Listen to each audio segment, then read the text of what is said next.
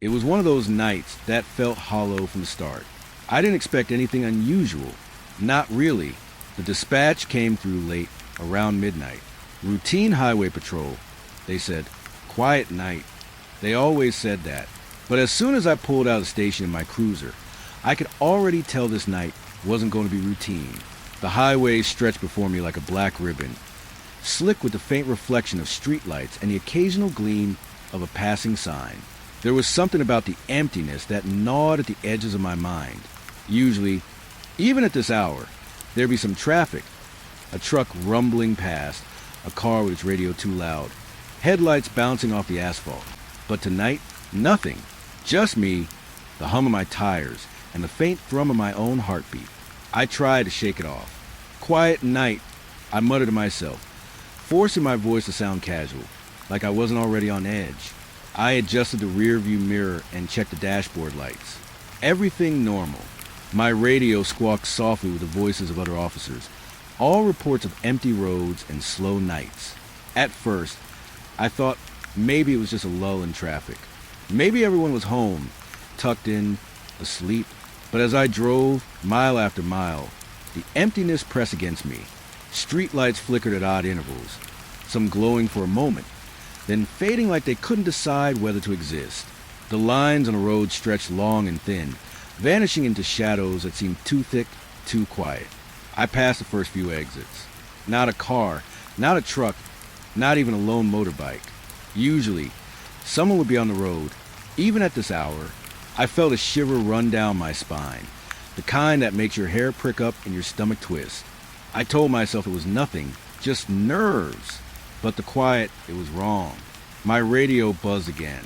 Unit 7, you copy? The dispatcher's voice was flat professional, but even through the static, I could hear a tinge of fatigue. Copy, dispatch. All quiet so far, I replied. My words fell hollow. I couldn't shake the feeling that I was being watched, though I knew the highway was deserted. I turned up the heat in the cruiser. Cold air always made the nerves worse, made me imagine shapes moving just beyond the light. The heater hissed and steamed, fogging the windows slightly, and for a moment, I couldn't see past the glass. When it cleared, the road was still empty. I pressed on, trying to focus on the mundane tasks, checking license plates, scanning for anything out of place, but there was nothing, just nothing. Then I noticed it, a figure on the shoulder, standing perfectly still. At first, I thought it was a hitchhiker, though I knew the highway didn't see many of those at this hour. But as I drew closer, I realized it wasn't moving at all, not even breathing, not even shifting weight, just standing. And the more I looked, the more my stomach turned. There was something wrong with it, something off. Its posture, the angle of its head, the way it seemed to blend into the shadows like it didn't belong in the world at all. I slowed the cruiser, my hand hovering over the radio button. Dispatch 100, I see a figure on the shoulder. Stand by. I whispered, even though I was alone. The road seemed to stretch endlessly ahead and behind, as if swallowing the world around me. The figure didn't move. It didn't flinch. It just existed, a dark blot against the dim light of the highway. I blinked, thinking maybe it was my eyes playing tricks, maybe fatigue. But when I looked again, the sense of wrongness only deepened. I eased past it, keeping a careful distance, my eyes glued to the mirror.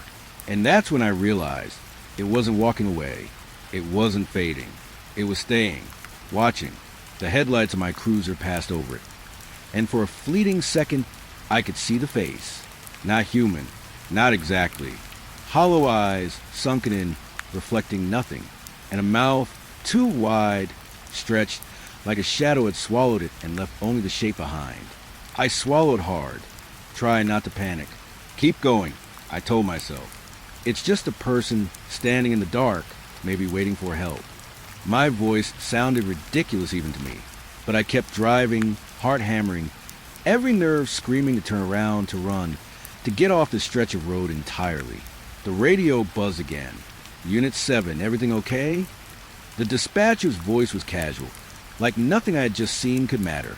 Yeah, just routine, I replied. Lie was instinct. It was easier than trying to explain what I had just seen.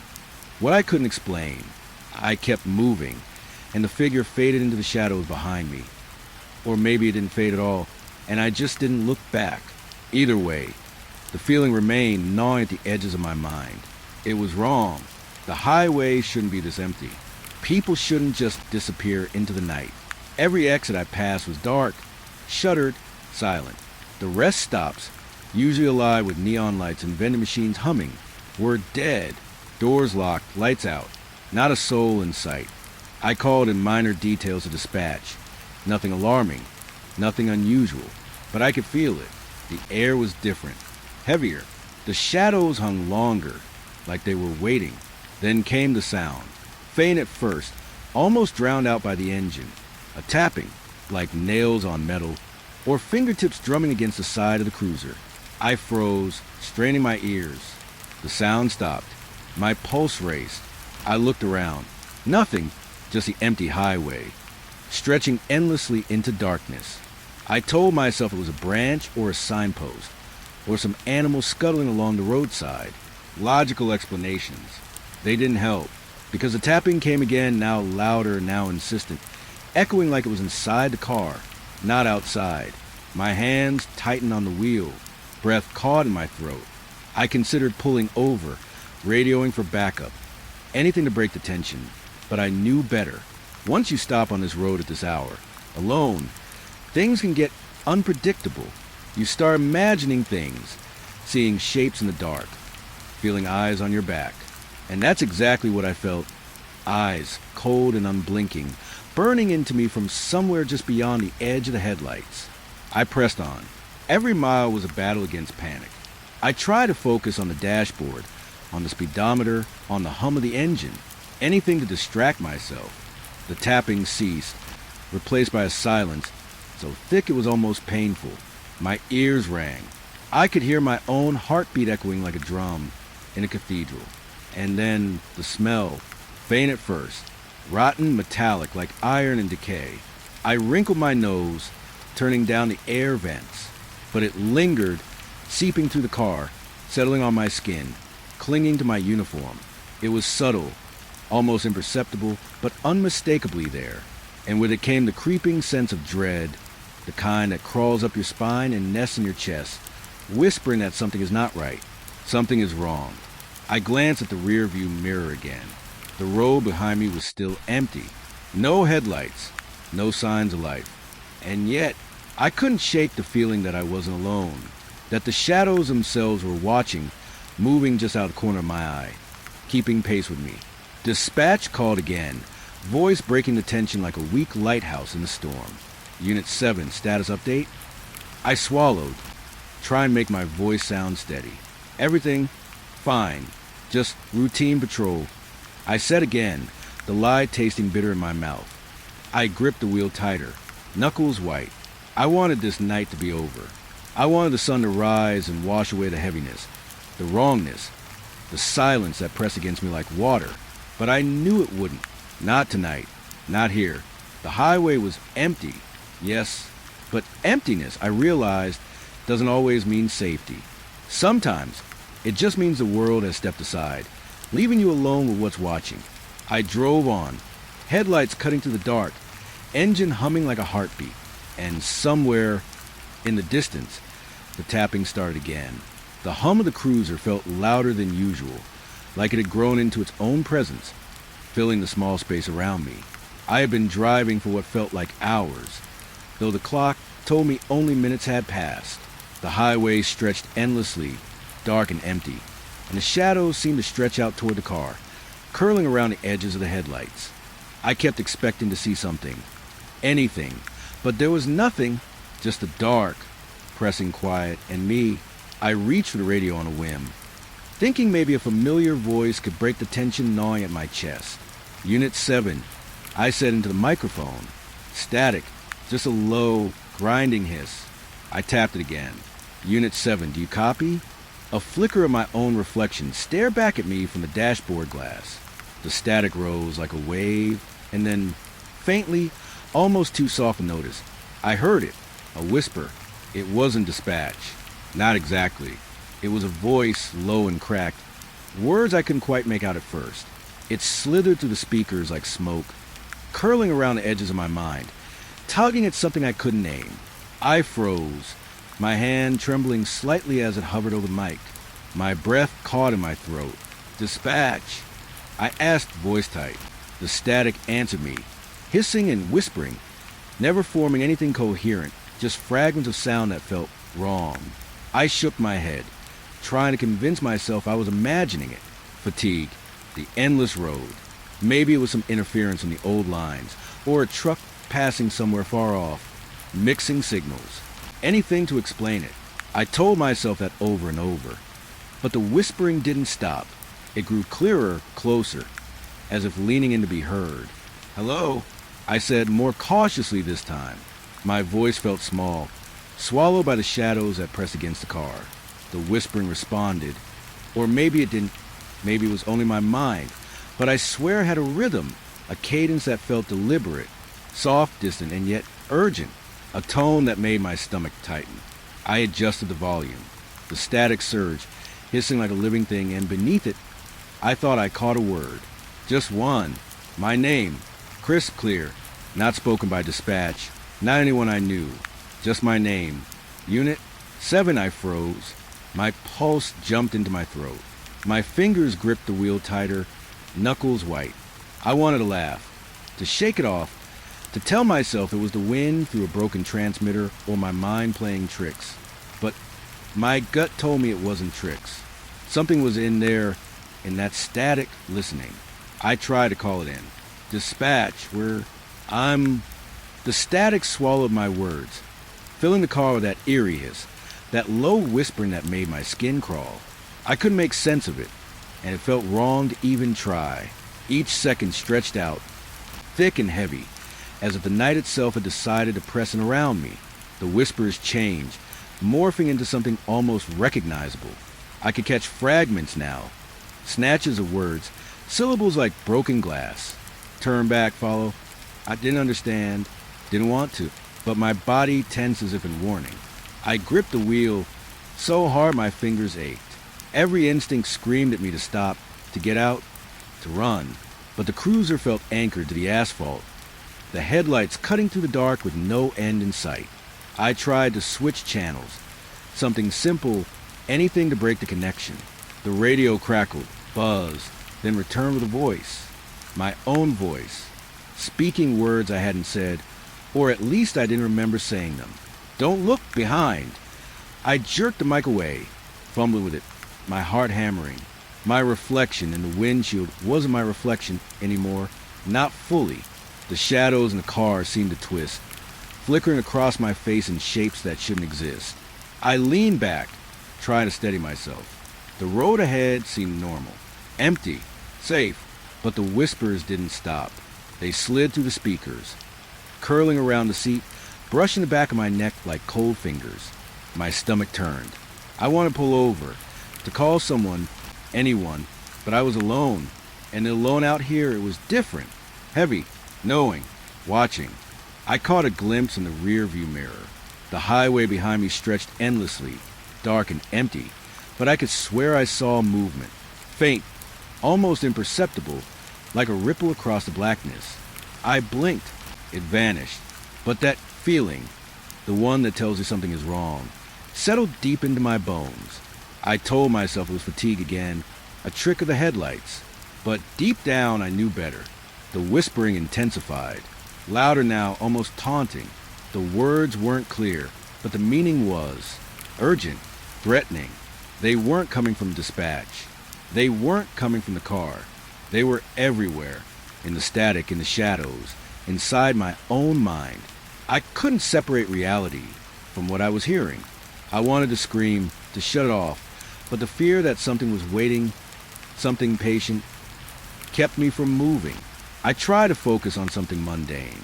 Check the speedometer, the highway markers, the occasional sign for a rest area that was long closed, boarded up, but the radio, it had a pull I couldn't fight.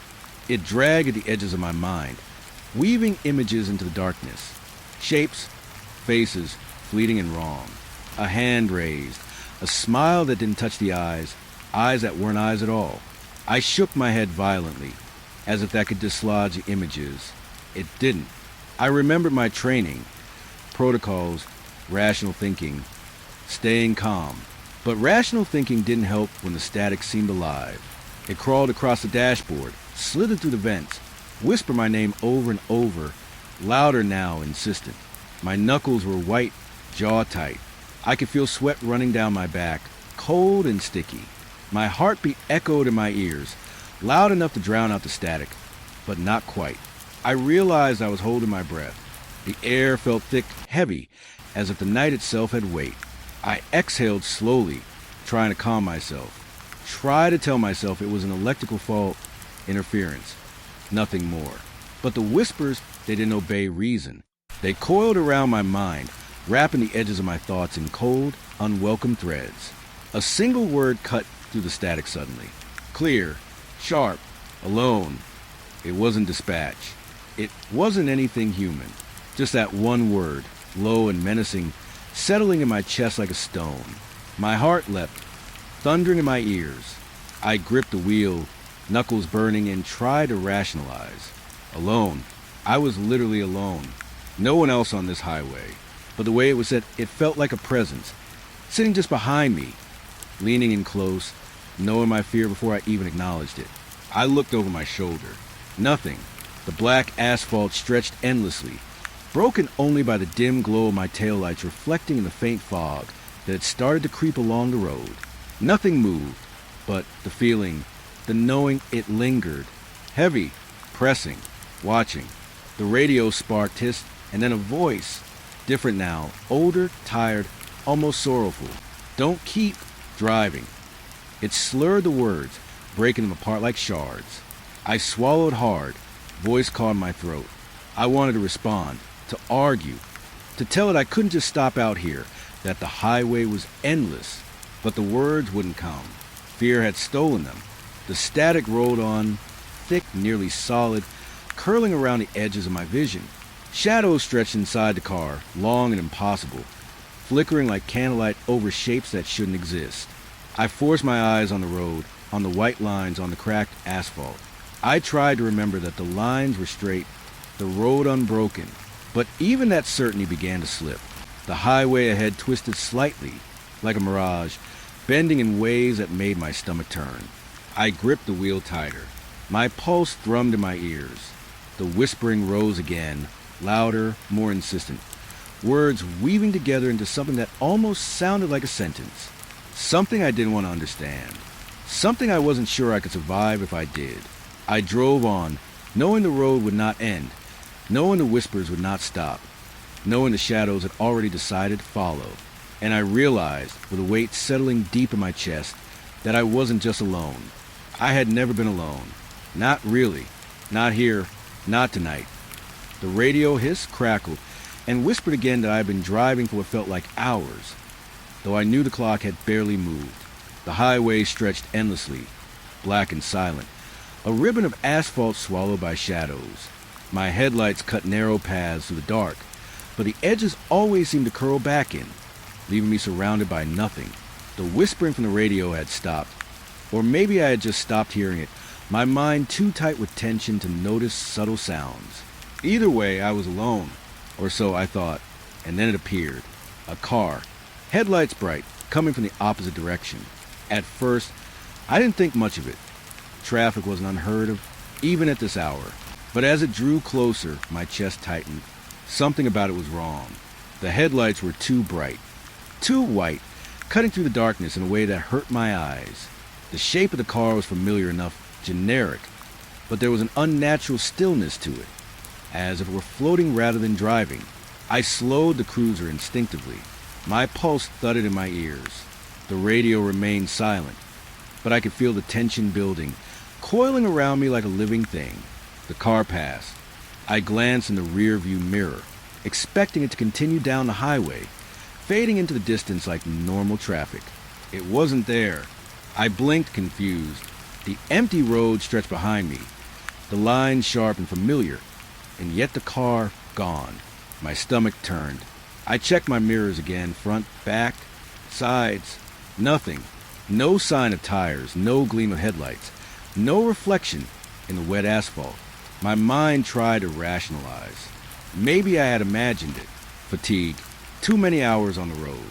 The whispering from before still lingered at the edges of my memory, making me question everything I thought I knew.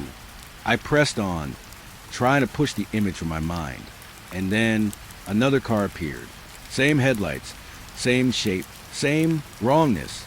It came from ahead this time, traveling in my direction, slowing down as if matching my speed. I squinted, gripping the wheel tighter. My pulse hammered. It passed me, headlights glaring in my eyes, and I braced for familiar disappearance. It vanished. Again. Just gone. No turn, no exit, nothing. 1 second it was there, blinding and real, and the next, nothing. The highway swallowed it whole. My hand shook on the wheel. The air inside the cruiser felt thick, heavy. Like the darkness outside had crept in with it. I tried to call in over the radio, voice tight and cracking. Dispatch. I'm seeing a car. It appeared and it disappeared. Repeat. A car appeared and it vanished. Static, then silence. Nothing. No acknowledgement. I gritted my teeth. Maybe it was interference. Some trick of the long, empty highway. Maybe, but my gut screamed no. Something was here. Watching. Testing. Waiting. The vanishing car appeared again. This time, I noticed the details. Its color was impossible to describe in the dim light, like it was both red and black at once. The headlights didn't reflect properly on the asphalt. The tires didn't seem to touch the road. And inside, I thought I saw a face. Just for a moment, fleeting, not human, not exactly. Hollow eyes, sunken and empty, and a mouth that moved, but not in a way that matched speech. The image disappeared the moment I blinked. I swallowed hard, forcing myself to focus on the road. My mind raced. Rational thoughts, headlights reflection, hallucination, fatigue, tried to anchor me, but there was no anchor. Every fiber of me knew that what I had just seen had existed, and yet it hadn't. The paradox twisted my chest, a cold, gnawing weight. I thought about stopping, about pulling over, calling backup, doing anything to break the pattern. But fear rooted me to the driver's seat. The highway stretched endlessly in both directions, unbroken, unyielding. To stop meant to open yourself to whatever was waiting in the shadows. So I drove on, lights cutting narrow lanes through black. The car appeared again. Behind me this time. Headlights dim at first, then suddenly brighter, closer, like it accelerated in impossible silence. I checked the mirrors. Nothing. And yet, when I glanced over my shoulder again, there was a faint glimmer, taillights too bright, tires too still, approaching fast. My breath caught. My heart thundered. I dared to glance at the interior. No driver visible. No movement. It was as if the car had intelligence, as if it existed solely to haunt the edges of my perception, to remind me that the night was not empty. The world had become thin, like paper stretched over some hollow space. And this car was the proof that something was there, just out of reach, just beyond understanding. I swerved slightly, trying to see if it would react. The car followed the curvature of the road, smooth, unerring, obeying some law I could not see. I tried to call it in again. Dispatch. I'm not sure how to explain. A car. It appears, then it disappears. It's its following. My voice faltered, swallowed by the empty highway. The static on the radio tickled at the edges of my hearing, whispering faintly. I wanted to believe it was nothing, but I could feel eyes on me from the shadows, from inside that vanishing car, from everywhere. I thought of turning around, maybe heading back toward the station, toward people, but the highway didn't curve, didn't end. The lines stretched endlessly. The exits were far apart. I realized I had no choice but to keep moving forward. Forward, into the dark, into the unknown. The car appeared again, this time directly in front of me, a ghostly shape in the beams of my own headlights. I slammed on the brakes instinctively, hard in my throat. The car didn't move. It didn't accelerate or swerve. It simply hovered, impossible, blocking the lane like a warning. I tried to glance inside again. Nothing. No driver. just a shape, the hollow presence of something not entirely alive. I jerked the wheel to the side, tires squealing on the asphalt. The vanishing car dissolved instantly, like smoke dispersing in the wind. My pulse raced. I laughed nervously, trying to convince myself it had been real, and yet the space where it had been still felt wrong. Cold, too still. The shadows seemed to stretch further, reaching toward me, wrapping around the cruiser like invisible fingers. I forced my eyes forward.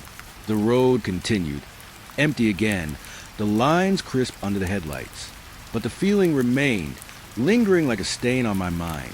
I could sense it, waiting, patient, aware of my fear. I pressed the accelerator, hoping distance could erase what I had seen, but the car returned. This time, it appeared on the shoulder just beyond the painted line, a mirror of my own cruiser, headlights glowing with unnatural intensity. My stomach churned. My hand shook on the wheel. I could see a figure inside, or was it just a shadow? I couldn't tell. My instinct screamed to look away, to close my eyes, to stop, but I couldn't. I needed to know. I passed it, heart hammering, ears ringing. When I glanced in the rear view mirror, it was gone again. Nothing but empty highway, stretching endlessly behind me. My throat went dry. I pressed the accelerator further, driving faster, trying to outrun something that could not be outrun, something that didn't follow the laws of this world. The next stretch of road was a blur. My vision narrowed to the asphalt beneath my tires, the line stretching forward, forward, always forward. And then I saw it again. Up ahead, headlights piercing through the darkness, the vanishing car waiting for me. No driver, no sound except the faint hum of its impossible engine, and a presence that made the air press against my chest. I realized then, with a sinking cold certainty, that I wasn't being followed. I was being hunted, not by a person, not by anything rational, by something that existed in the thin spaces of the night, that could appear and disappear at will, that didn't obey reason or physics or sanity, and it was patient, infinite, waiting for me to make a mistake. I gripped the wheel, knuckles white. The headlights of the vanishing car burned into my eyes, and I could see nothing, no reflection, no interior, no sign of life, just presence, a void, a weight, a reminder that the night was not empty, that I was never, ever alone. I drove on into the black, into the impossible, knowing that the highway had swallowed more than cars tonight. It had swallowed certainty, logic, and maybe even my sanity. And behind me, beside me, in front of me, the vanishing car would wait, always just out of reach, always patient, always watching. The fog came without warning, rolling over the highway like a tide, thick and suffocating. One moment, the road was clear, the line stretching endlessly, headlights cutting through the night. The next it was gone, swallowed in a pale, damp wall of mist. I slowed instinctively, hand tight on the wheel, eyes straining for anything beyond a few feet. The world shrank to the beam of my headlights and the trembling outline of the road ahead. It was quiet, too quiet. The hum of the engine and the tires on asphalt were the only sounds, yet the fog seemed to absorb even them, leaving a muted, oppressive silence. My pulse thudded in my ears, loud enough to drown out reason. Every instinct told me to stop, to turn back, to call dispatch and beg them to guide me off this highway. But something deeper than fear, a stubborn insistence, kept me moving forward. And then I saw it, a figure, pale and human-shaped, just beyond the edge of the headlights. It stood perfectly still, too still, a shadow among the gray fog. My first thought was a stranded traveler, someone lost, someone needing help.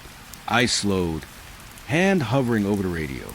Dispatch, I have someone on the road. Shoulder, maybe. The words caught in my throat. My breath hitched. The figure didn't move, didn't respond, didn't even seem to notice me. I edged the cruiser closer, headlights illuminating the silhouette, and that's when it vanished. Just like that. The shape was gone, leaving only the swirling fog and the empty road. My stomach knotted. I told myself it was a trick of the light, the fog playing games with my eyes. But the dread didn't fade. It lingered, pressing against my chest, whispering that something was wrong, that the world had changed and I had stepped inside. I drove on slowly, every nerve taut. Then another shadow appeared, this one closer, slightly hunched, humanoid but distorted. It was as if the fog had gathered into a shape, a living darkness pretending to be human. I slowed instinctively, my hands trembling on the wheel. I wanted to call out, to speak, to break the silence, but the words stuck in my throat. The shadow didn't move at first, just stood there, facing the road, facing me, and then, as I edged closer, trying to make sense of it, it dissolved, faded into the mist before my eyes, leaving nothing but the fog and the oppressive weight of emptiness. My pulse raced, my hands shook. I tried to rationalize fatigue, optical illusion, stress, but it felt real, too real. I remembered the old stories, the kind you hear when you're a kid on long nights, tales of shadows that watched you when the world was empty. Silly, superstitious, and yet the rational part of me knew I had just seen something impossible, something that defied physics, that ignored the laws of reality. I swallowed hard, gripping the wheel, trying to anchor myself in what I knew, what I could see, but the fog kept shifting, thickening, curling around the headlights, obscuring everything beyond a few feet. Then more appeared, 2, then 3, lining the sides of the road like sentinels. Their forms were imperfect, stretching and bending in ways that human bodies couldn't. They didn't move unless I looked directly at them. When I focused on one, it would vanish, only to appear behind me, just at the edge of the fog. My breath came in shallow, rapid bursts. I tried to tell myself it was a trick, my mind filling the void with shapes because it couldn't tolerate emptiness. But when one of them appeared directly ahead, in the middle of the lane, I knew it wasn't a trick. My headlights illuminated the fog, and I could see its outline, its shadowy limbs, the faint suggestion of a face, indistinct and wrong. I slammed on the brakes, tires squealing. My heart leapt into my throat. The shadow flickered, bending like smoke caught in a draft, then vanished completely. I sat there, engine idling, trembling. The fog rolled around me, thick and unyielding, and I realized I couldn't see more than a few feet in any direction. The highway was empty again, or so it seemed, but I could feel the shadows just beyond sight, watching, waiting, patient. I pressed on, driving slowly, trying to keep my mind focused on the road, on the lines, on the mundane, on anything I could anchor myself to. But the fog seemed to close in with every mile, swallowing sound, swallowing light. And then I heard it movement, not mechanical, not human, just something moving in the mist, soft, deliberate, circling. My pulse spiked. I swallowed, trying to calm the rising panic. Another shadow appeared, this one closer than before. I could make out more detail, a torso, arms, legs, but the edges were wrong, smudged, unstable, like it was half there, half not. I slowed to a crawl. My hands gripped the wheel, so tightly my fingers ached. I wanted to call dispatch, wanted to speak, but the fear pressed the words out of me. As I drew closer, the shadow dissolved again. I blinked, trying to shake it off, trying to convince myself it wasn't real. But the fog shifted behind it, and there, just at the edge of my headlights, another shadow, or maybe the same one, waiting, watching. I realized with cold certainty that I was trapped in a loop, each shadow appearing and vanishing, each vanishing only to be replaced by another. I thought of the radio, the static, the vanishing car. The night had become a place where reality bent and folded, a world where the rules no longer applied. My stomach churned, my pulse hammered. I tried to steady my breathing, telling myself to focus on the road, on the headlights, on the asphalt stretching in front of me. But the shadows didn't care about asphalt or headlights. They existed in the spaces between, in the corners of vision, in the fog itself. One shadow stepped closer, the outline of its face faintly visible, hollow, expressionless. I couldn't tell if it had eyes or not, couldn't tell if it could see me. And then I realized my mind was telling me it had. That presence, patient, silent, was aware of me in a way that defied understanding. I shivered, gripping the wheel, stomach tight. I tried to pass it, edging the cruiser to the right, careful, deliberate. But as I moved, it vanished, and in its place, on the shoulder, Another shadow, taller, thinner, its edges flickering. The fog shifted, swirling like a river gray smoke, and I felt disoriented, dizzy, the world tilting slightly. My pulse raced. My eyes darted between shadows and road, trying to focus, try to anchor myself, try and make sense of the impossible. And then it happened. For the first time, a shadow moved when I wasn't looking directly at it. It stepped into the lane, almost colliding with the cruiser. My hands jerked the wheel, tires squealing, and the shadow vanished again. My heart pounded. I realized then that this wasn't a simple trick of perception. Something in this fog could move, could choose when to be seen, could toy with me in ways that were neither human nor predictable. I tried to remember my training, rational explanations, techniques for stress and disorientation, but the night refused reason.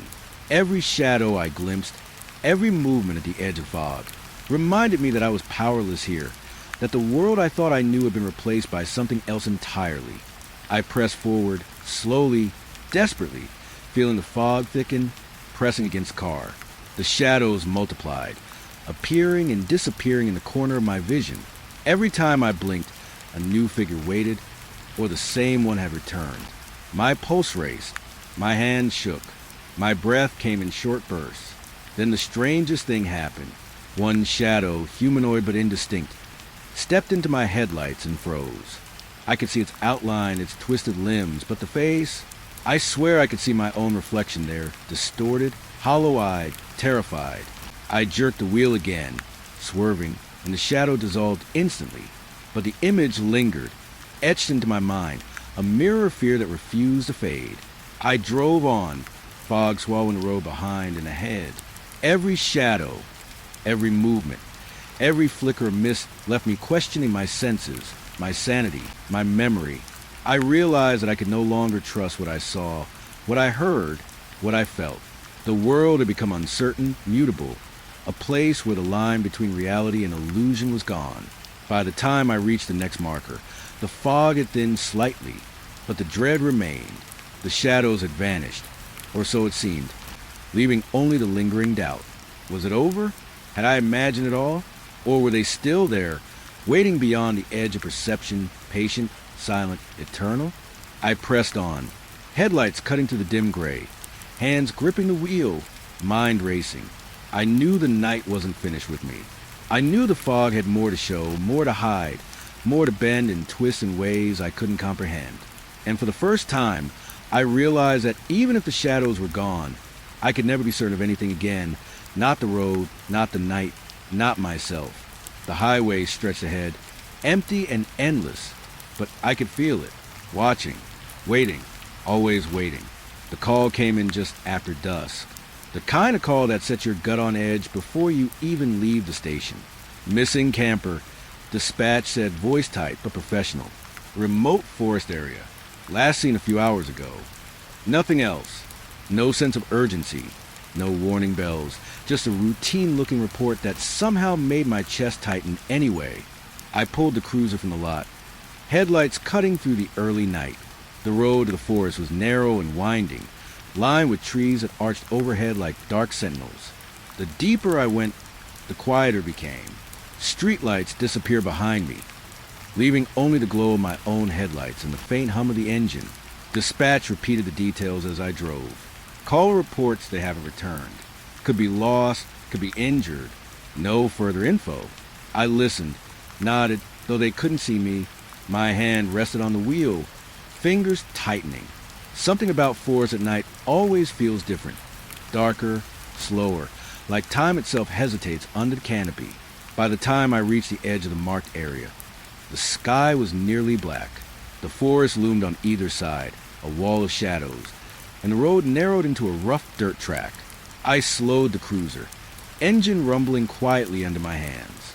Even without seeing it yet, I could feel the forest pressing in, thick and patient, waiting for someone to step inside. I parked near the trailhead, stepping out into the damp night air. The smell of wet earth and pine filled my lungs. The wind whispered through branches, carrying a faint rustling sound that made my skin prickle. I checked the radio. Unit 4, on site at the trailhead. I said, voice steady even as my stomach twisted. Silence followed, not the normal silence of a paused radio, but a different kind, heavier, like the world was holding its breath. I grabbed my flashlight and stepped onto the trail. Each step crunched over dead leaves and loose soil, a sound that felt deafening in the stillness. The trees were dense, their trunks thick and gnarled, shadows stretching long under my light. I thought about the camper, young, probably alone, maybe panicked. The idea made the hairs on the back of my neck rise. The first signs came quickly. Footprints, scattered and uneven, leading off the main trail and deeper into the dark. I knelt, scanning them with the flashlight. They were fresh, the soil still soft, edges crisp. No indication of injury, but hurried. My pulse quickened. Whoever had left them was moving fast, or had been scared. I followed the prints, flashlight cutting narrow beams through the underbrush. The air was thick, damp, and smelled faintly of decay. Not death, not yet, but the scent of forest untouched and indifferent. Every rustle, every snap of a branch made me jump. My hand hovered near my radio. I thought about calling dispatch, giving updates, asking for backup, but a quiet instinct told me to keep moving. Moving alone. The forest deepened. Shadows pooled in every corner, twisting and shifting like living things just beyond the light. My mind tried to focus on the task. Find the camper, check for injuries, get them back to safety. But it was hard. The forest didn't behave normally. Paths seemed to bend slightly. Shadows lingered longer than they should, and the underbrush seemed denser, closing in as if trying to steer me. Then I heard it. A faint sound, almost too soft to notice. A low moan, carried on the wind. I froze, straining to locate it. My flashlight swept across the trees, catching nothing but trunks and leaves. The sound came again, clearer this time, a mix of fear and pain, distant but unmistakable. The camper. My pulse jumped, adrenaline sharp in my veins. I moved toward the sound, careful, deliberate. Each step was slow, calculated, but the forest resisted. Roots caught my boots, branches scraped my jacket, and every snap of a twig seemed louder than the moan itself. I called out, voice low, steady. "Hey, it's the officer. Are you okay? Come on, make some noise if you can hear me." No response. Only the wind, only the faint moan that drew me forward. It was always just ahead, just out of reach, like the forest was stretching time to make me feel it more, to unsettle me. I swallowed, forcing my mind to stay rational. Keep breathing. Follow the sounds. Don't panic. The trail opened into a small clearing, the moonlight faintly illuminating the ground. And then I saw signs. An abandoned backpack, a water bottle overturned, tracks leading in multiple directions. My heart sank. The camper had been here. Yes, but something had scared them. Something that made them run off trail. My flashlight scanned the edges of the clearing. Shadows clung to the tree line, long and thin, shifting with a subtle rhythm that made me uneasy. I followed the tracks that seemed most recent. They led toward a thicket, dense with brambles and darkness. Each step forward felt heavier, as if the forest itself resisted my progress. The moaning grew fainter, replaced by an eerie silence that pressed against my ears. I stopped listening. The forest seemed to lean in closer, hiding the camper, hiding the unknown. I remembered the stories. Campers gone missing in the same woods over the years. People who had vanished without trace. Trails that led nowhere, sounds that couldn't be explained. Superstitious nonsense, I told myself. But every rational thought was difficult to hold when the darkness felt alive, aware of me. Every shadow in the corner of my vision flickered and shifted as I passed. Then I saw movement, just at the edge of my light, pale and fleeting. A figure darted behind a tree, gone before I could focus. My stomach dropped. The camper. I called again, louder this time. "I'm here. You're safe. Come on, show yourself." The forest answered with silence. Only the shifting shadows, the twisting shapes in the fog and moonlight, seemed to react. I pressed forward, stepping carefully over roots and rocks, the brush tearing at my jacket. The forest seemed to close behind me, narrowing, funneling me forward. Another flash of movement. Closer now. I stopped abruptly. The figure froze, pale, hunched, half hidden in the darkness. My flashlight beam swept over it. It vanished. I spun, scanning the clearing. Nothing. My pulse raced.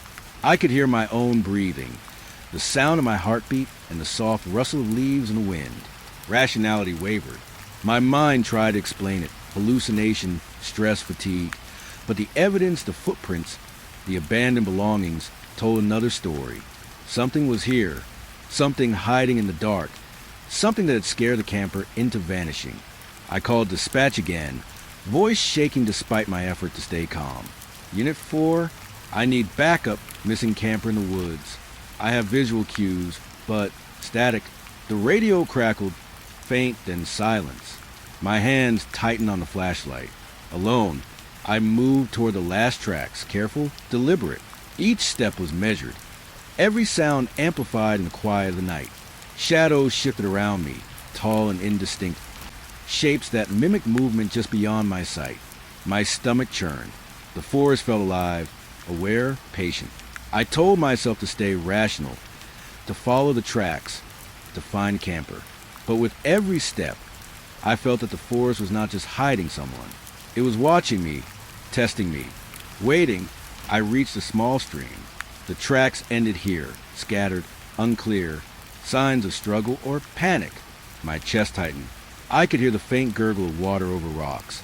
And then another sound, a soft cry, distant, fragile, unmistakably human. Relief surged, but it was sharp, immediate, fleeting. I followed along the bank, stepping carefully over wet stones. Shadows clung to the water's edge, moving with a subtle rhythm that made my skin prickle. And then I saw them, the camper, young, small, crouched against a tree, shivering, eyes wide with fear. Relief at first, overwhelming, and then dread followed, deeper, slower. They weren't hurt physically, not badly, but the panic in their eyes told me the forest had played a game with their mind, with their fear. I approached slowly. Hey, it's okay. You're safe. You're with me now. They flinched but didn't move. The shadows shifted in the corners of my vision, long and thin, never settling. I reached out, hand steady, and guided the camper to stand. Their breathing was rapid, shallow. The forest around us seemed to hold its breath, waiting for something or someone to make a mistake. I led them back toward the trail, flashlight sweeping constantly.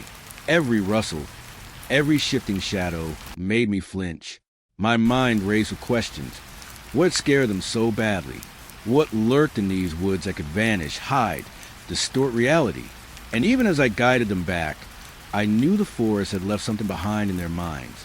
And mine, a whisper, a weight, a reminder that some things aren't meant to be found, that the dark is patience, and that fear can linger long after the night ends. The clearing behind us grew distant, shadows lengthening and dissolving into the dark. The trail opened to the dirt road again. The cruiser waiting under moonlight. The camper moved slowly toward it, still trembling, still unsure of the world around them. I kept my hand on the flashlight, scanning the tree line, scanning the fog, scanning for shadows that might still be watching. But there was nothing, or maybe I just couldn't see them anymore. The radio crackled faintly, dispatch checking in. I reported the camper found. Safe. My voice sounded steady enough. But even as I spoke, I couldn't shake the feeling that the forest hadn't let go, that the night had marked us somehow, that shadows would linger, just out of reach, waiting for the next footsteps that dared to enter. I guided the camper to the cruiser. They climbed in, silent except for ragged breaths. I watched the forest as we drove away, headlights cutting a path back toward the main road. The trees passed, the dark receding, but the unease remained deep in my chest. I knew the night wasn't done with us. Not truly. Not ever. The forest seemed different after dark. Heavier somehow. Like it had weight I could feel pressing down on my shoulders. Even after finding the camper, guiding them back to the trailhead, the trees felt alive, moving in ways that weren't natural. I had parked the cruiser and stepped back into the shadowed path for one last check. Flashlight cutting narrow beams through the dense underbrush. My pulse was still fast, adrenaline lingering like a low hum beneath my skin. That's when I noticed a sound. Soft at first, subtle, almost lost in the creak of branches and the rustle of leaves. Footsteps, slow, deliberate, echoing just behind me. My head jerked around, flashlights sweeping over the darkened path, over trunks and shadows, but there was nothing. No camper, no animal, no other person. Just the trees, dense and still. I swallowed hard. "Hello." My voice sounded small, uncertain, swallowed by the night. The footsteps continued, faint, precise, moving with a rhythm that matched mine, as if someone or something was keeping pace. I tried to convince myself it was a camper, maybe following at a distance, but the rhythm was too steady, too deliberate. The forest was silent otherwise, holding its breath. The sound seemed to come from every direction, yet from no direction at all. It pressed against my ears, curling into the spaces between thoughts. I quickened my pace. The footsteps followed, faster, matching my movements, staying just behind. I stopped. They stopped. My breath caught. I stared into the darkness, flashlight shaking in my grip. Every instinct screamed to leave, to run, to get back to the safety of the cruiser. But some part of me was rooted to the ground, compelled to face it, whatever it was. The forest around me shifted subtly. Leaves quivered without wind. Branches bent where no force touched them. Shadows lengthened, twisting unnaturally, pooling in corners of vision. I felt eyes on me, unblinking, patient, hiding in the gray spaces between trees. The footsteps echoed again, louder now, more insistent, and my skin prickled. Something in this forest was aware of me, and it did not want to be seen. I called out again, voice stronger this time. "Who's there? Show yourself." My words seemed to dissipate into the damp air, swallowed by the thickening night. No reply came, only the faint, precise echo of footsteps, tracing my own movements. I turned quickly, flashlight sweeping every direction. The beam caught only trunks, underbrush, the empty spaces between. Nothing. And yet, the sound continued. I remembered my training, telling myself to stay calm, to rationalize, to anchor myself to something tangible. But this forest was different. Logic bent here. Every step I took forward, every glance over my shoulder, the footsteps kept pace, perfectly synchronized, haunting. It was no animal. It was no human. Not entirely. It had patience, intent, awareness. I moved toward the trailhead again, flashlight scanning. The dirt path under my boots felt solid, reliable. The shadows at the edges of the light seemed less solid, flickering, bending. The footsteps continued, echoing from behind, soft but precise, following. I tried to accelerate, moving faster. My boots struck roots and rocks, snapping twigs, and still the footsteps kept pace, always behind, never ahead. The night seemed to thicken around me. Each tree stretched taller, closer, the branches reaching like fingers. Leaves whispered in rhythms that weren't natural, like low murmurs at tease of my mind. The footsteps were everywhere and nowhere, circling, tracing, observing. I stopped again. The air grew cold, pressing against my skin, heavy with a tension that set my teeth on edge. I whispered to myself under my breath, repeating the rational explanations, fatigue, nerves, echoing sounds, forest acoustics.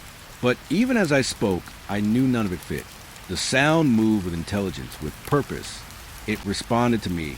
Every movement I made, every small shift of weight, it reacted. The forest itself seemed to bend around it, a living trap, watching, testing. Then I saw it, or thought I did. A shadow, humanoid, darker than the night, slipping between the trees. My flashlight flicked over it, and it was gone, vanished before I could fully focus. My pulse jumped, adrenaline spiking. The footsteps didn't stop. If anything, they grew louder, more deliberate, more insistent. I started walking again, faster this time, boots crunching leaves and snapping branches. The forest around me seemed hostile, pressing in, guiding me, forcing me down paths I didn't choose. And the footsteps, they mirrored me. Every step, every pause, always behind, always there, always waiting. I called out again, louder this time. "Stop, whoever's there. I'm armed. Stay back." My voice cracked, echoing strangely in the stillness.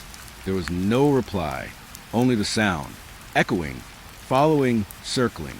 I couldn't tell if it was getting closer or if my own fear was stretching every second, warping time. I felt a presence to my left, just beyond the reach of the flashlight. I swung the beam, nothing, but the shadow I glimpsed earlier flickered again, just beyond the beam, too fast to catch. I swallowed, heart hammering. I wanted to run, but running didn't feel right. Moving fast might trigger something worse. The footsteps continued, matching every hesitant step I took. The forest seemed to breathe around me. Shadows stretched and recoiled with subtle life. The mist that had begun to gather at the forest floor curled around the roots and rocks, thickening with each passing second. Every sound, every movement made me jump, made my skin prickle. The footsteps echoed again, closer this time, and I realized something horrible. I was being hunted, and I didn't know by what. I tried to focus on logical things, the trail, the dirt path, the markers from earlier, but the forest resisted, paths bending, underbrush shifting, shadows twitching in corners of my eyes. Every time I looked directly, there was nothing, and yet the sound never stopped. It was patient, eternal, unseen. I remembered the camper, the panic in their eyes, the fear that drove them into the woods. And now I understood. The forest wasn't just a place of darkness. It had will, it had patience, and it was aware of me. I swallowed hard, forcing myself to keep moving. Step by step, sound by sound, the footsteps continued, soft, precise, relentless. Then a low rustle. A figure darted across my path. Humanoid, elongated, unnatural. My flashlight flicked over it, and it was gone, as if the forest had swallowed it whole. I froze, chest tight, pulse spiking. The footsteps mirrored my halt. The sound was everywhere. I could hear it in my mind as much as in the air. The forest felt alive, aware, cruel. I whispered under my breath, forcing myself to focus. Stay calm. Step carefully. Don't panic. I moved again, deliberate, each footstep slow and careful.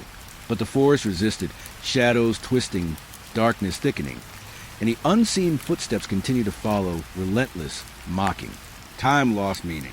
The sound moved with me, always behind, circling, echoing. The trees seemed to bend closer, the mist curling around the trunks, hiding shapes I dared not see directly. I realized then that the forest didn't just hold the camper. It held everyone who entered, every soul who wandered too far. It waited, patient, observant, eternal.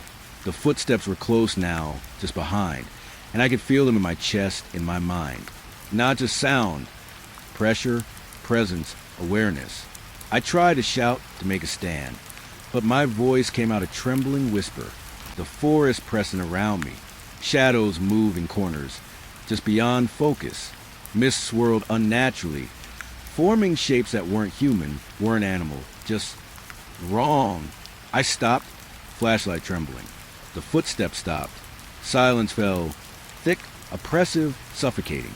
I realized with cold certainty that if I moved again, if I took a single step, they would follow, that the forest, the mist, the unseen presence behind me would never let me go. Not truly. I was part of it now, and it had patience, infinite patience. I took a deep breath, tried to anchor myself to the physical world, the weight of the flashlight, the dirt beneath my boots, the tree's rough bark under my fingertips. And then I moved, step by careful step, trying to leave the haunted forest behind. But the footsteps resumed, echoing behind me, just out of sight, patient, deliberate, unseen. And I knew I would never truly leave. By the time I left the forest behind, I thought the worst of the night was over. The cruiser rolled down the narrow dirt road, headlights cutting through the darkness, engine humming beneath me. The camper was back in the seat beside me, silent, trembling, eyes wide and still haunted by the woods. I tried to reassure them, voice low and steady. But even as I spoke, I felt the tension of the forest lingering, clinging like fog to my mind. I turned the radio on, thinking maybe a bit of sound, normal chatter, could ground me, keep me tethered to the world outside. But static greeted me first. The familiar hum of airwaves filled the cruiser, white noise curling around my ears. I fumbled with the dials, trying to find a station, anything, but the static persisted, thick, oppressive, and then I heard it. something buried in the noise. At first, I couldn't understand it. Faint, distorted, slurred, like voices underwater. Speaking words I almost recognized but couldn't. The timbre was human, but wrong. Crooked, stretched, overlapping. I froze, hand hovering over the wheel. The camper glanced at me, wide-eyed, whispering, "Do you hear that?" I nodded slowly, my throat tight. "Yeah, I hear it." The voices rose slightly, twisting in pitch, almost melodic, almost speech. My pulse jumped. "Hello?" I asked aloud, though I knew no one could answer through the static. The voices didn't respond with words, just echoes, a warped chorus weaving in and out of comprehension. Every attempt to focus on them only made them distort further, stretching syllables into sounds that defied language. I tried to change the station. Click, static, turn the dial again. Same result. The voices seeped through, curling in my ears, subtle at first, then louder, more insistent. It was impossible to locate the source. Not from the radio alone. It was everywhere inside the cruiser, in my head, in the faint hum of the engine. The camper shrank lower into their seat, fingers gripping the edge of the seat cushion. Don't listen too closely," they whispered. Their voice trembled, quiet but urgent. I swallowed hard, trying to reassure them and myself. "We just need to get out of here," I said. "We're almost back to the main road." But as I spoke, the voices seemed to respond, twisting the tones of my own words into grotesque echoes, overlapping in a way that made my teeth ache. I turned off the radio. Silence. A relief, brief and hollow. I let out a slow breath, rubbing my temples, but then my phone buzzed. A message, incoming, though there was no signal on my map. I looked down, expecting some technical glitch. The screen lit with static, digits that shifted like liquid, and then I heard it again, the distorted voice now emanating faintly from the phone speaker. Words, or approximations of words, spilled out, tangled and warped, rising and falling in pitch, like someone or something was speaking just beyond comprehension. I slammed the phone shut. The voices didn't stop. Now, they weren't coming from the radio or the phone alone. I could hear them all around, faint whispers curling over hum of the engine, seeping into the edges of my mind. Every attempt to focus on something normal, the road, the headlights, the camper beside me, was frustrated by this creeping, insidious chorus. My pulse hammered. I gripped the wheel tighter, knuckles white. I told myself it was stress, fatigue, echoes of the night in the forest. But it didn't feel like that. The sounds were intelligent, deliberate, bending and twisting in ways that mocked reason. I realized slowly, coldly, that the voices weren't just noises. They were aware of me, following me, responding to me, watching me. I reached for the camper's hand. "Hey, you're okay. It's just us. It's just me. Nothing can hurt us now." They nodded weakly, eyes darting nervously to the shadows outside the headlights. But even as I spoke, I heard the distortion mimic my words, stretching, twisting them, making them grotesque. It was no longer just sounds. It was manipulation. Something feeding on recognition, on familiarity, turning safety into unease. I tried calling dispatch again. My voice came out trembling. "Unit 4, There's voices on the radio, distorted. I don't understand them." Static swallowed my words. No response. Not a single acknowledgement. The chorus persisted, now louder, layered. I could almost make out words, but when I focused, they dissolved into nonsense. Syllables stretched impossibly long, tones rising and falling like a sick parody of language. I pressed forward, headlights cutting through the night. The main road wasn't far. It had to be close. But with every mile, the distorted voices seemed to multiply, faintly at first, then in subtle waves, brushing the edges of perception. I felt dizzy, nauseous, as if my mind were struggling to distinguish the real from the warped. Shadows in the trees seemed to twitch in time with the syllables. The road itself appeared to stretch unnaturally, the yellow lines elongating, fading, curving in ways my eyes refused to accept. I told myself, over and over, focus on the road, focus on the headlights, ignore the voices, logical, rational, anchored, but the forest, the night, the distorted chorus, whatever it was, refused to be ignored. Every time I glanced at the camper, their reflection in the window seemed to shift slightly, as if the voices were bending the world around us. I reached for the radio again, hoping maybe a station with a clear signal would drown it out. Dialed static, distorted voices. Louder now. Not just background, not just interference, directed, taunting. I pressed the talk button. Unit 4 to dispatch, please respond. My voice echoed oddly, warped in a distorted overlay. I could hear my own panic transformed into a mockery. Words I didn't speak, sounds I didn't make, emerged from the speakers, bending the air around me. The camper whimpered softly. It's them.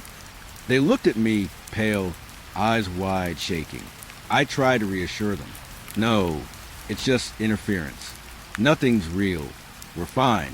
But even as I said it, the voices bent my sentence, repeating it twisted, ugly, warped. I could almost feel a presence inside the cruiser now, not just outside, not just in the radio.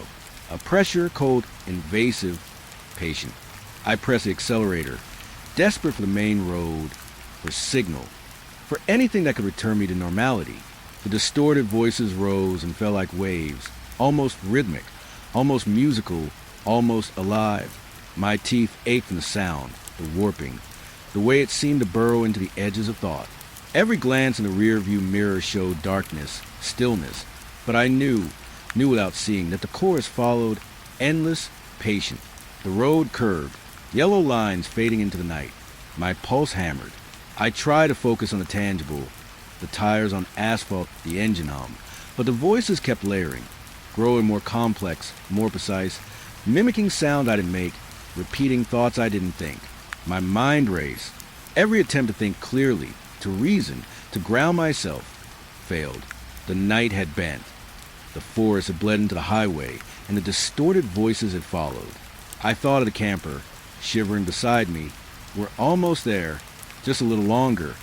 I whispered.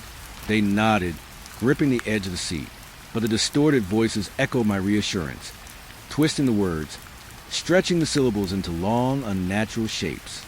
I could feel the laughter in the distortion, subtle, not human, cruel. The sound pressed into my mind, tugging at clarity, making doubt seep into every thought. I tried dialing the phone again. Same result. Static. Shifting digits on the screen. Distorted syllables emerging from the speaker. I slammed it down, breathing hard, realizing slowly, with sinking certainty, that this was no technical glitch, no coincidence. Whatever this was, it was aware, following, watching, manipulating. Not just a sound, but an intelligence patient, cruel, and unrelenting. The main road appeared ahead, lights faintly cutting through the darkness. Relief surged, but the distorted chorus didn't fade. It followed, curling around the cruiser, threading through the edges of perception. I gripped the wheel tighter, pulse racing, heart hammering. Even as I approached the safety of the highway, I felt that presence. Inside, outside, everywhere, still patient, still aware, still waiting. By the time I reached the paved road, the voices had faded to near whispers, almost inaudible, but I knew they hadn't left. They were folded into the night, into the edges of perception, waiting for the next crack in focus, the next moment of doubt. My hand shook on the wheel. The camper didn't speak, didn't move much, just stared at the darkness beyond the windshield. I understood. They knew what I knew. Some things in the night weren't just sounds. They were alive. They were patient. And they never truly ended. Even as I drove toward the safety of civilization, the distorted voices lingered in my mind, curling at the edges, echoing faintly with every thought.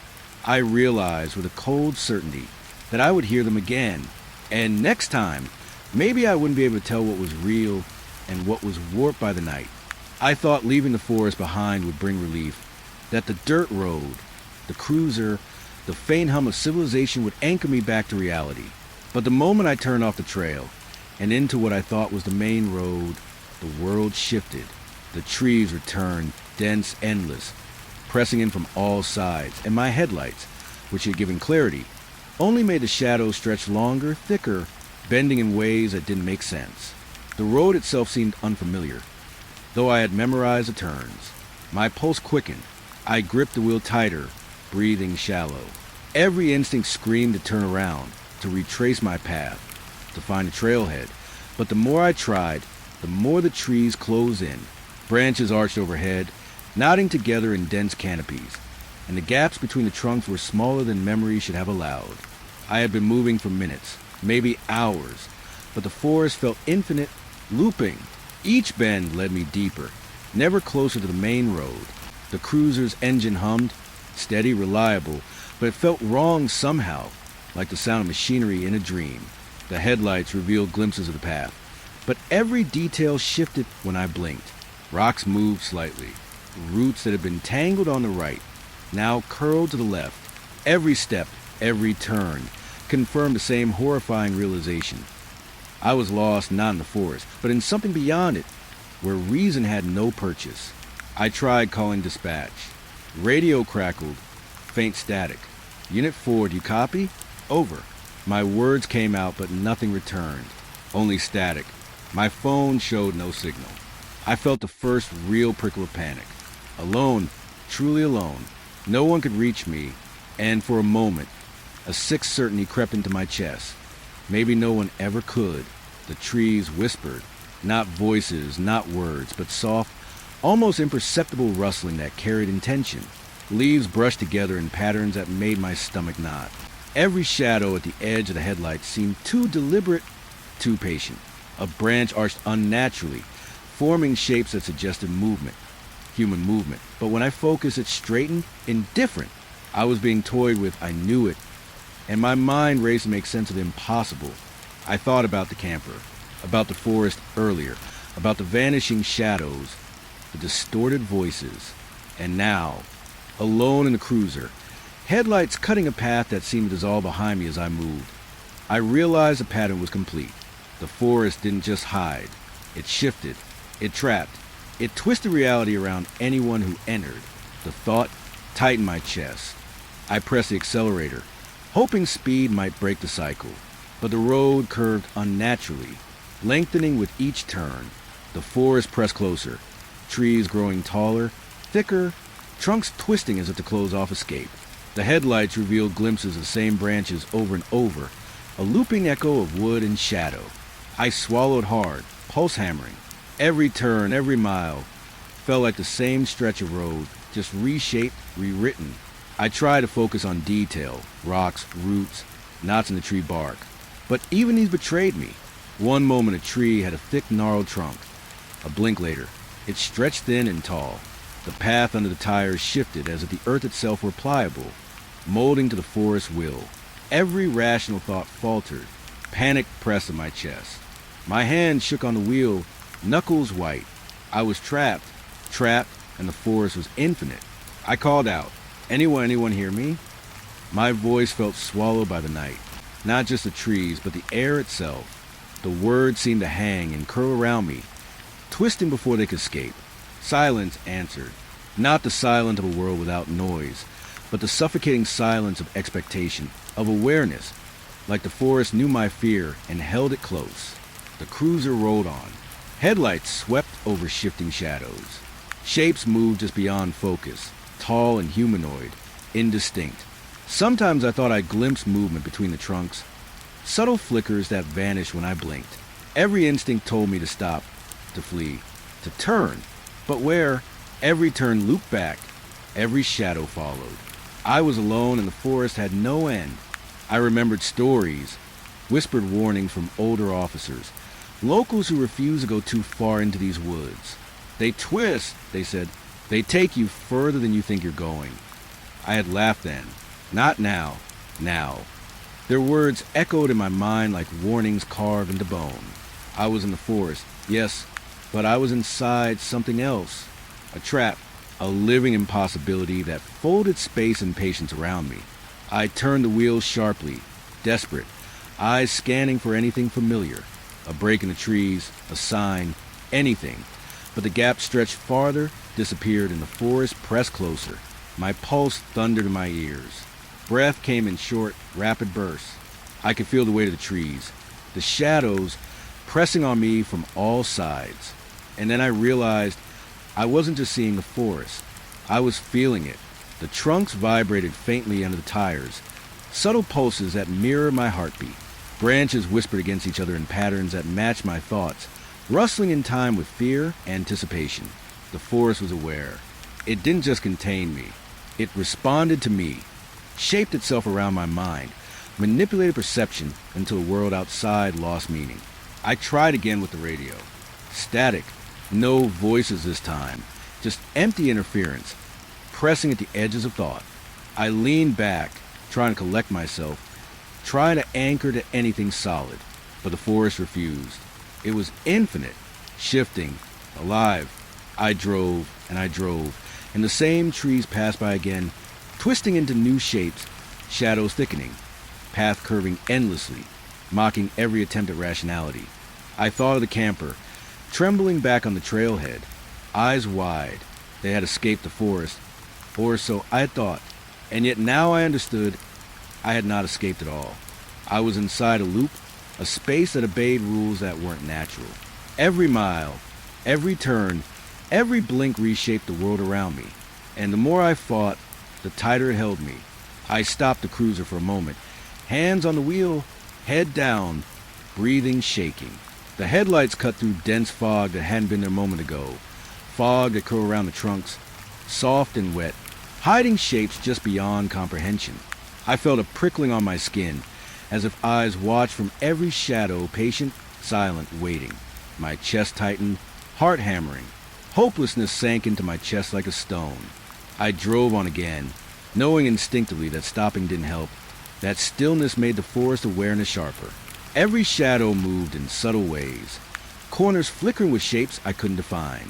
The fog thickened, curling at the edges of the headlights, the trees stretching taller, bending closer. No matter the speed, the road never ended. The forest didn't let me go. I pressed my forehead against the steering wheel for a brief moment, closing my eyes. I could feel the pulse of the trees, the pressure of the shadows, the suffocating loops of road. My mind reached desperately for a rational thought, for memory, for something unshifting to hold on to.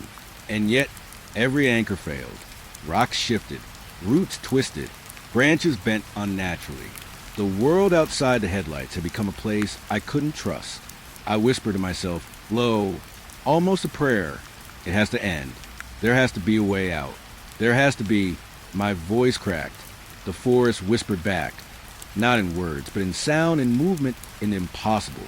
Shapes shifted at the corners of my vision, just out of focus, tall and humanoid. I jerked the wheel, but the road curved, as if it had been curved all along, bending reality around me. Time had no meaning. Minutes or hours passed. I couldn't tell.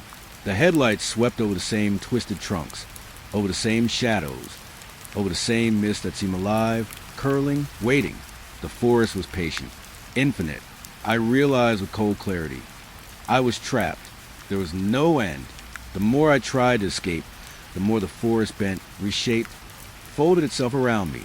Hope slipped away. Rationality crumbled. I pressed forward anyway, a reflex more than choice. Every curve of the road, every shifting shadow, every whisper of fog reinforced the same truth. I was alone. I was watched. I was inside a space that had no exit. And even if I screamed, even if I tried to call for help, no one would reach me. The forest didn't allow it.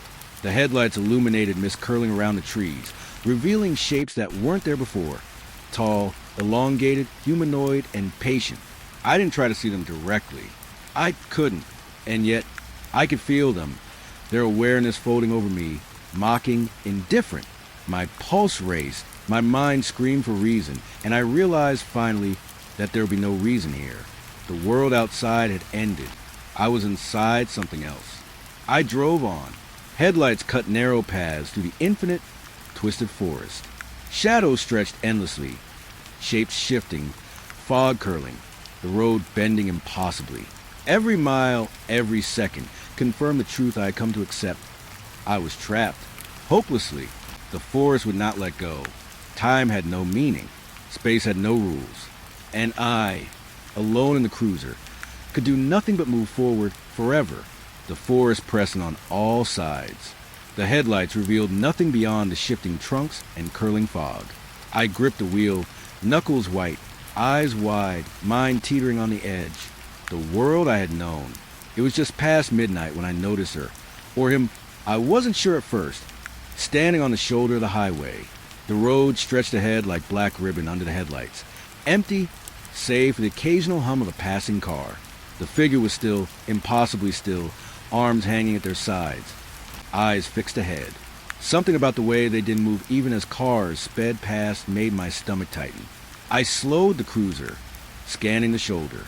Normally, someone trying to hitch a ride would be waving, shifting from foot to foot, reacting to lights or the sound of engines.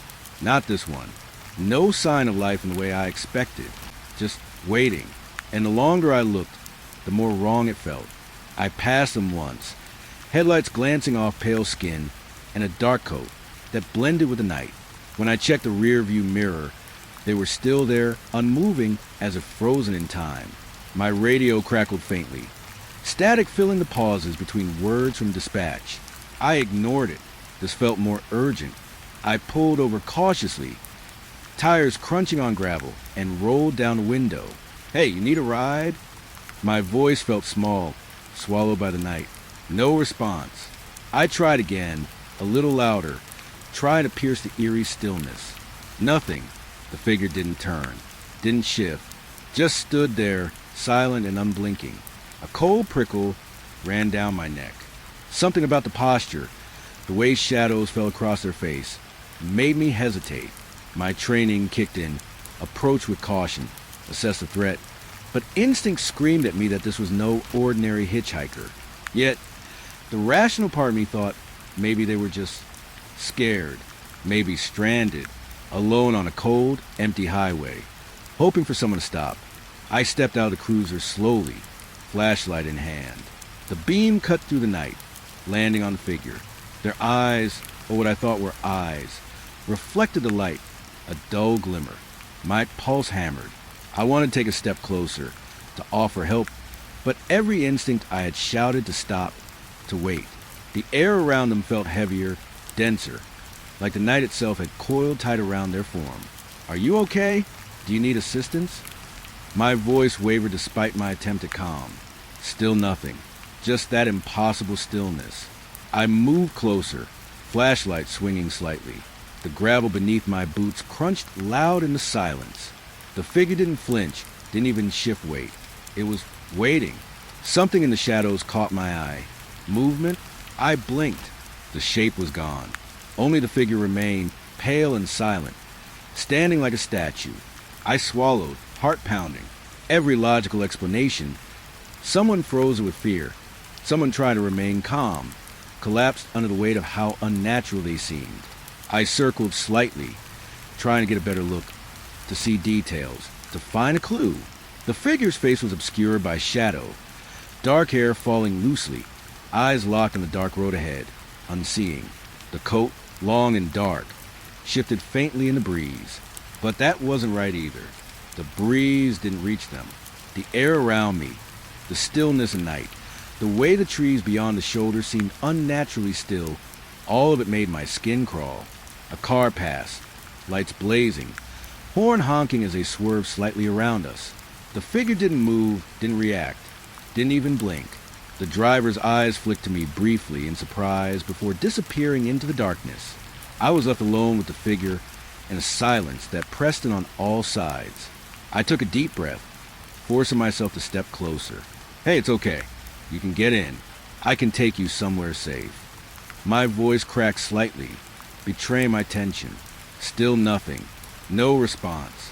No recognition. Just that impossible stillness. Like I was speaking to a shadow or a mannequin placed on a roadside to trick passing drivers. I felt a strange pull, a combination of curiosity and dread. Every fiber of my being told me to leave, to drive away, but I couldn't. Something about the figure drew me closer. Hypnotic, unnerving. I took another step, flashlight trembling in my grip. The gravel under my boots felt unnaturally loud, echoing in the night. Then I noticed it. The shadow, not just theirs, but another, stretching from the trees behind them, reaching toward the road. It flickered, twisted, but the figure itself didn't move. My pulse jumped. I blinked. It was gone. Or maybe it had never been there. The air was too heavy, too still. My thoughts raced. Maybe it was a trick of the light, an overactive imagination fueled by fatigue and isolation. I lowered the flashlight slightly, trying to anchor myself. Rationality, training, procedure. I needed to focus. But even as I tried, I felt the unease creeping into my chest, the sort that seeps in slowly until it becomes impossible to ignore. The figure's stillness, the unnatural silence, the way the shadows shifted just beyond the edge of the light, it all pressing on me. I tried to speak again, my voice firmer this time.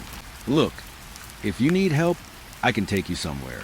Just please move toward me. My words hung in the air. The figure didn't respond, didn't move, just stood there, patient, silent, unblinking. I circled slowly, trying to get a better angle, flashlight sweeping over their form. The coat hung stiffly, almost unnatural. The hair didn't sway with the breeze. Eyes locked ahead, and for a terrifying moment, I felt they weren't even looking at me. They were looking through me, past me, somewhere unreachable. My skin prickled, a cold sweat forming along my spine. A car approached again, headlights slicing across the road. This time, I thought I saw the figure shift slightly, almost imperceptibly. But when the lights passed, they were exactly where they had been, perfectly still. I froze, heart hammering, realizing that the figure didn't obey normal rules. Gravity, wind, perception, they didn't seem to matter here. I swallowed hard, taking a step back, trying to give myself space. My mind raced. Was it a person? A hallucination? Some trick of the headlights, the shadows, the night? Every rational thought collided with a gnawing sense that this was something else entirely. Something patient and deliberate. I finally called out again, voice shaking. If you need help, step into the light. Step toward me. The figure remained, still silent. The night pressing on all sides. The wind whispered through the trees, but not enough to rustle their hair. The road was empty except for us. Yet every passing car felt like a distant reminder that the world outside this moment existed. But I was trapped here, suspended in impossible stillness. I realized then, with a sinking certainty, that leaving would be just as impossible. If I drove off, the figure would remain, waiting for the next car. If I stayed, I would learn nothing, gain nothing, just exist in this impossible tension. My chest tightened, every instinct screaming that rationality no longer applied. I took a cautious step closer again. The figure's shadow stretched long along the shoulder, flickering slightly as if alive, but the body remained perfectly still. I blinked, and it was gone. My stomach dropped, not moved, not hidden, gone. The shoulder was empty, the trees swaying faintly, leaves rustling as if nothing had been there at all. I spun the flashlight around, searching. Gravel, trees, road, nothing. My pulse thundered in my ears. Was I imagining it? Had exhaustion and isolation twisted perception? Every logical explanation failed against the weight of what I had seen, what I had felt. The stillness, the patience, the impossible presence. It lingered unshakable, like a memory that refuses to fade. I stepped back toward the cruiser, heart racing, hands shaking as I unlocked the doors. The shadow had vanished completely. No figure, no trace, just silence and the hum of the empty highway. I slid into the driver's seat, doors locking behind me, breath shaking, trying to anchor to reality, to the familiar. Even as I started the engine, even as headlights cut through the darkness, I knew it wasn't over. That stillness, that impossible patience, was out there somewhere, waiting, watching. The highway stretched ahead, empty, but I could feel it lurking at the edges of perception. Somewhere along this lonely road, the shadows on the shoulder waited for the next traveler to pause, the next pair of eyes to meet theirs, the next heartbeat to echo in the night. And I knew, without question, that I would remember this moment forever. Not because it was remarkable, not because it had a clear explanation, but because it had left a mark on the edges of my mind, a presence I could not unsee, a patient, silent observer on the shoulder of a lonely road, waiting, I thought I had left the worst behind when I locked the doors and started the cruiser again. The shoulder was empty. No figure, no shadow, just a hum of tires against asphalt and the lonely ribbon of road ahead. I tried to tell myself it had been fatigue, imagination, a trick of headlights and shadows. But deep down I knew better. The stillness, the patience, the impossible posture of that figure. They weren't things I could rationalize away. I glanced at the rear-view mirror, tried to anchor myself in normality, scanning the road behind. That's when I saw it. For them, I froze. My pulse jumped. There, reflected in the glass, sat a face I did not expect. Pale, unblinking, eyes locked directly on me. The hitchhiker, or the shadow of what I thought was human. I blinked. No change. The reflection didn't shift, didn't move. My heart pounded so hard I could hear in my ears. I turned slightly, daring to glance over my shoulder. The seat was empty. Empty, cold, silent, uninhabited. And yet, in the mirror, those eyes stared. Fixed, patient, observing. I swallowed hard, breath hitching. Tried to force reason into the impossible. It had to be a trick of the glass, a reflection of some distant branch, a distortion of light. But every part of me screamed that wasn't it. Not entirely. Not the way the gaze held. Unwavering. Following, deliberate. Something in those eyes knew me. Or pretended to. Something that waited and understood far too much. I reached up, adjusting the mirror, trying to shake the illusion. The eyes stayed. They weren't distorted. Not an angle, not a reflection. They were real, or as real as the night itself had become. My pulse thundered, blood rushing my ears. I gripped the wheel tighter, knuckles white, reminding myself I was alone. The seat was empty. Rationality demanded that truth. Yet every instinct told me I was not alone. I tried to calm my mind, slow my breathing. I focused on the road, the yellow lines, the hum of tires. But the mirror haunted me. The eyes were patient, fixed, unblinking. They mirrored my movements perfectly, though nothing occupied the seat behind me. I could feel them, not just see them. A pressure, subtle but insistent, curling around the edges of my thoughts. I muttered aloud, voice trembling. It's just me driving, nothing's behind me. But the words didn't reassure. They hung in the night, intercepted by that impossible gaze. The reflection tilted with me, every micro-movement mirrored, and yet the seat remained empty. My pulse raced. Rationality faltered. I felt a cold sweat prick my skin, hairs on my neck rising. Every instinct screamed to stop, to pull over, to abandon the cruiser and escape on foot. But the road stretched ahead, dark and lonely, and stopping felt impossible. The reflection, those eyes, they followed, patient, waiting. I pressed the accelerator slightly, trying to put distance between the illusion and myself, try to anchor to familiar. Asphalt beneath tires, engine humming, headlights cutting the darkness. Then it moved, not physically, but subtly. The eyes blinked, or did they? A shift in expression I couldn't quite name. A curve in the lips that hadn't been there before. Something human, something deliberately cruel, mocking. My throat tightened, breath catching. I wanted to turn to look back, but I knew what I would find. Nothing. Empty seat, empty cruiser. And yet, the eyes would remain in the mirror, patient and unyielding. I reached up again, fumbling with the mirror, trying to angle it away. But it didn't help. Every adjustment, every small movement, only made the reflection more pronounced. The eyes didn't move. They were everywhere in the glass, in the edges of vision, pressed at the boundaries of thought. I could almost feel them on the back of my neck, cold and patient. I swallowed hard, trying to speak, trying to ground myself. You're not real. This isn't real.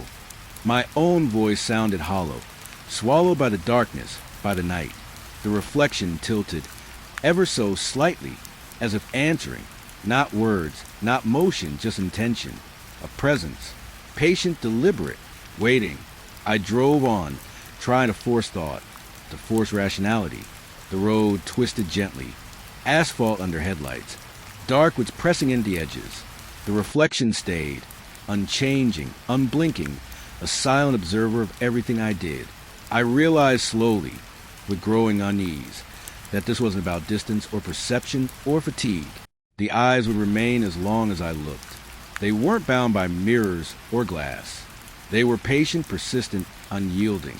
Every curve of the road, every dip and rise, only emphasized their presence. My knuckles ached from gripping the wheel. My thoughts scrambled, trying to make sense, trying to impose rules on the impossible. But the eyes defied logic. They did not belong to a person. They did not belong to this world. And yet, somehow they knew me. I thought of the hitchhiker on the shoulder earlier, waiting, patient, still, and now, in the rear view, those same eyes, maybe the same entity, followed, not in flesh, not in form, but in intent, awareness. It watched me, tested me, mocked me, my stomach twisted with nausea, the skin on my arms prickling. I considered turning around, going back to the shoulder, confronting whatever had been there. But the thought of approaching that figure again filled me with dread. Rationality failed. Instinct screamed flight. I forced myself to focus on the road, to keep moving, to anchor to the familiar. Headlights, tires, asphalt. And yet, the eyes remained patient and unmoving, stretching out like a shadow over my thoughts. I spoke aloud, voice trembling, almost a whisper. I don't know what you are, but you're not real. I'm driving. You can't follow me. The reflection tilted, ever so slightly. A hint of amusement? Malice? I couldn't name it, couldn't rationalize it. It existed beyond reason. The empty seat behind me, the silent cruiser, the dark night outside, all of it mattered nothing to the eyes. They simply waited, patient, unblinking, unbound by reality. Minutes or hours passed. I couldn't tell. The road stretched endlessly. The reflection never left. I dared not close my eyes. I dared not turn completely around. The pressure of their gaze pressed at the edges of thought, curling around the corners of my mind. Every attempt to think clearly, to rationalize, to focus on the world outside, failed. I tried the radio, hoping for distraction, for grounding in normality.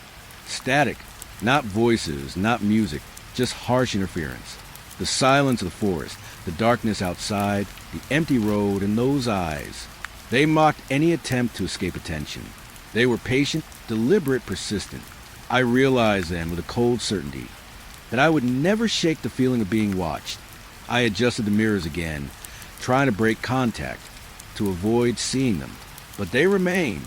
I could feel their presence in the reflection, in the edges of vision, in the hum of the engine, in the tension of the night. My hand shook on the wheel, pulse hammering. Rational thought fluttered, desperate, but weak. The eyes were patient. They did not need to move. They did not need to speak. Their awareness alone was enough to unsettle every nerve, twist every instinct, warp perception. I remembered earlier the impossible stillness, the patience of the hitchhiker, waiting on the shoulder, watching the world pass. And now, the eyes, extension of the same impossible observation, followed me, occupying the rear view, bending the rules of logic, of perception. I felt cold sweat slide down my spine, every hair on my neck standing on end. I whispered again, voice low, trembling, almost a prayer. You don't exist. You're not real.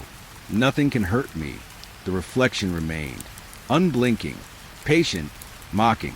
My words distorted in the night, swallowed by the hum of tires, the empty darkness, the silent observation. I kept driving. Miles passed, or perhaps minutes. Time had lost meaning.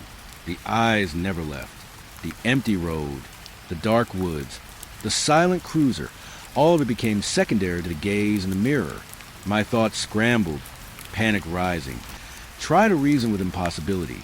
Every rational explanation fell apart. Fatigue, hallucination, reflection, tricks, none sufficed. This was not a trick, not entirely. I realized with sinking certainty that the eyes weren't bound to the mirror. They were bound to me, patient, observing, waiting. I could never unsee them. I could never escape the sense of being watched, of being tested, of being caught in a moment that defied reason. By the time I reached a faint glow of streetlights in the distance, the pulse of fear had not eased. The rear view reflected only the empty seat, the night, the dark road behind. But I knew the eyes remained patient, waiting at the edges of thought, the corners of memory, in the hum of every passing vehicle. The hitchhiker was not gone, not truly. Even now, I feel them lingering, watching, patient, unblinking, and I know in my bones that the next time I drive a lonely road at night, the eyes will be there again. Shadows in the glass, aware of me, waiting. I had been driving for what felt like hours, though time had lost all meaning on that stretch of dark highway. The rear view mirror no longer held a reflection of the eyes I had seen before, and yet the memory of them pressed on my mind like a weight I couldn't shake. The cruiser's tires hummed against the asphalt, steady, grounding, but the world outside felt thinner, stretched unreal. I dared glance behind me. The seat was empty, cold, unyielding, utterly devoid of the figure that had haunted my reflection moments ago. Panic hit like a fist to the chest. My hands tightened on the wheel, knuckles white. I called out instinctively, voice trembling. Hey! Hey, where are you? Only my own echo answered, swallowed quickly by the night and the hum of tires. I slammed the brakes briefly, heart hammering, and swung the beam of my flashlight, or the headlights themselves, around, scanning the empty interior. Nothing. No sign of the hitchhiker. No shadow, no coat, no hint that anyone had ever been there. The air inside the cruiser felt colder, the darkness outside deeper, more oppressive. My pulse raced, my breath short, but rational thought demanded that I keep moving.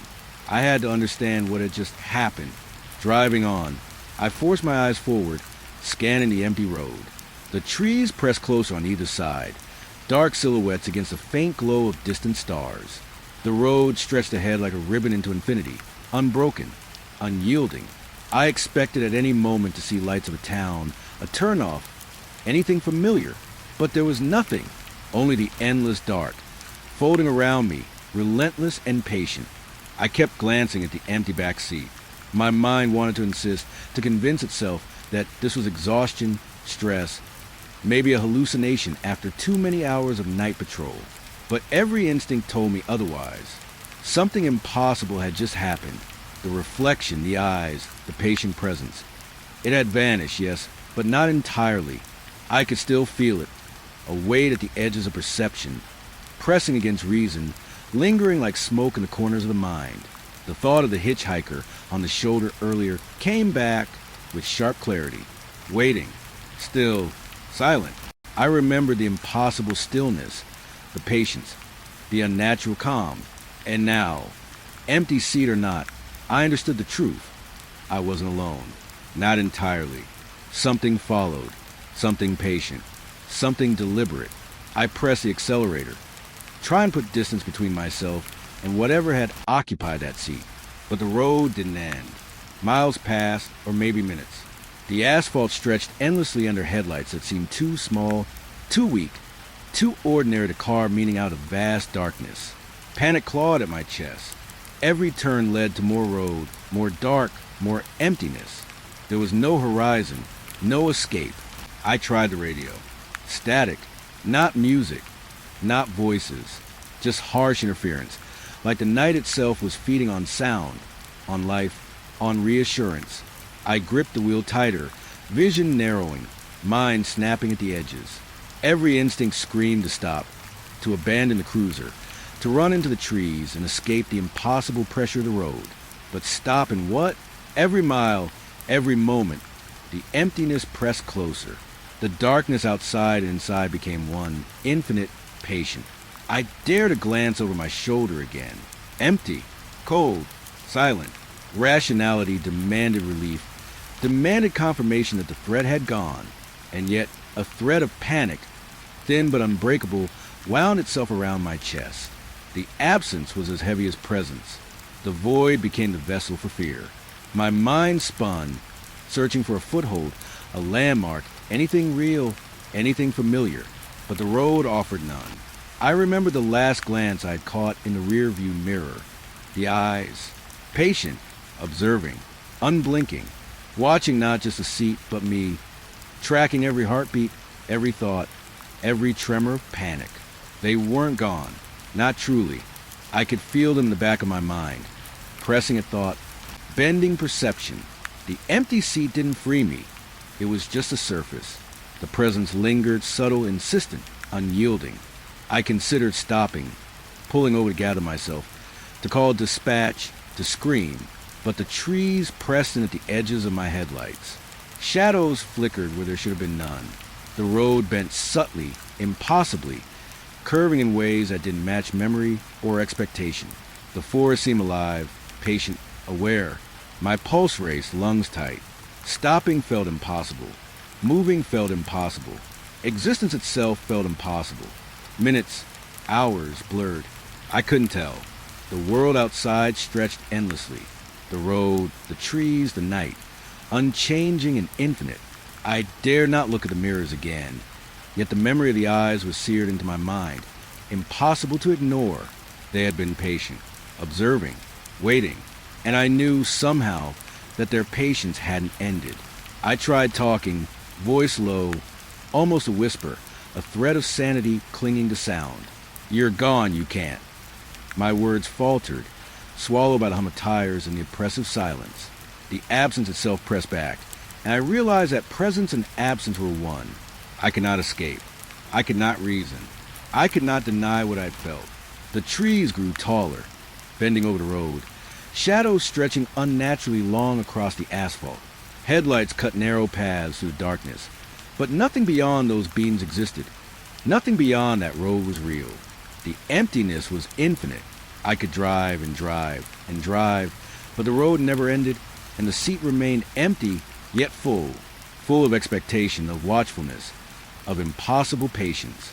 My throat went dry. My hands shook, gripping the wheel, knuckles white. Every instinct screamed for movement, for action, for escape. But escape was a lie. Every turn of the wheel, every mile of asphalt, every inch of progress only reinforced the same truth. The road was endless, the forest infinite, and whatever had occupied that seat, or whatever now lingered in its place, was patient, waiting, observing. I forced myself to focus on details, reflectors on guardrails, distant signs, cracks in the pavement. Anything real, anything familiar. But the road stretched ahead in loops, repeating, folding back on itself. Every landmark dissolved as I approached. The forest pressed closer. Shadows flickered. The emptiness was alive. I felt it in my chest, in my lungs, in every nerve ending. I was trapped, alone but not alone, observed but unseen. The thought struck me sharply, unbearably. Maybe the hitchhiker had never been human. Maybe the eyes, the presence, the patience had been something else entirely. A test, a hunger, a force that bent space, perception, sanity. I swallowed hard, vision narrowing, grip on reality slipping. The cruiser hummed faithfully under me, a fragile anchor in an impossible world. I dared not stop. I dared not look back. I dared not blink. Every moment of hesitation seemed to stretch, to multiply, to amplify the pressure of the emptiness. The rear view mirror mocked me with absence. The back seat lay cold, silent, deceptively ordinary. But I could feel it. I could feel them. The patience, the observation, the awareness that had been there, was there, would always be there. I whispered aloud, trembling, voice raw. "I don't know what you are. I don't know why you're here. But I see you." The silence answered, not in words, not in movement, not in any tangible way. Just a pressure, subtle, insistent, unyielding. The emptiness pressed close, folding into my mind, into the rhythm of the tires on asphalt, into the pulse of my heart. I drove on. I had no destination, no direction. The road stretched endlessly, the forest closing in at the edges. Every tree, every shadow, every curve of asphalt was a reminder. The back seat had been occupied. Something had been there. Something remained. And now alone, or so it seemed, I understood that emptiness was not refuge. It was vigilance. It was patience. It was the road itself, aware and unyielding, stretching forever, watching forever. I dared not blink. I dared not pause. Headlights cut through the darkness, illuminating nothing. No sign of life.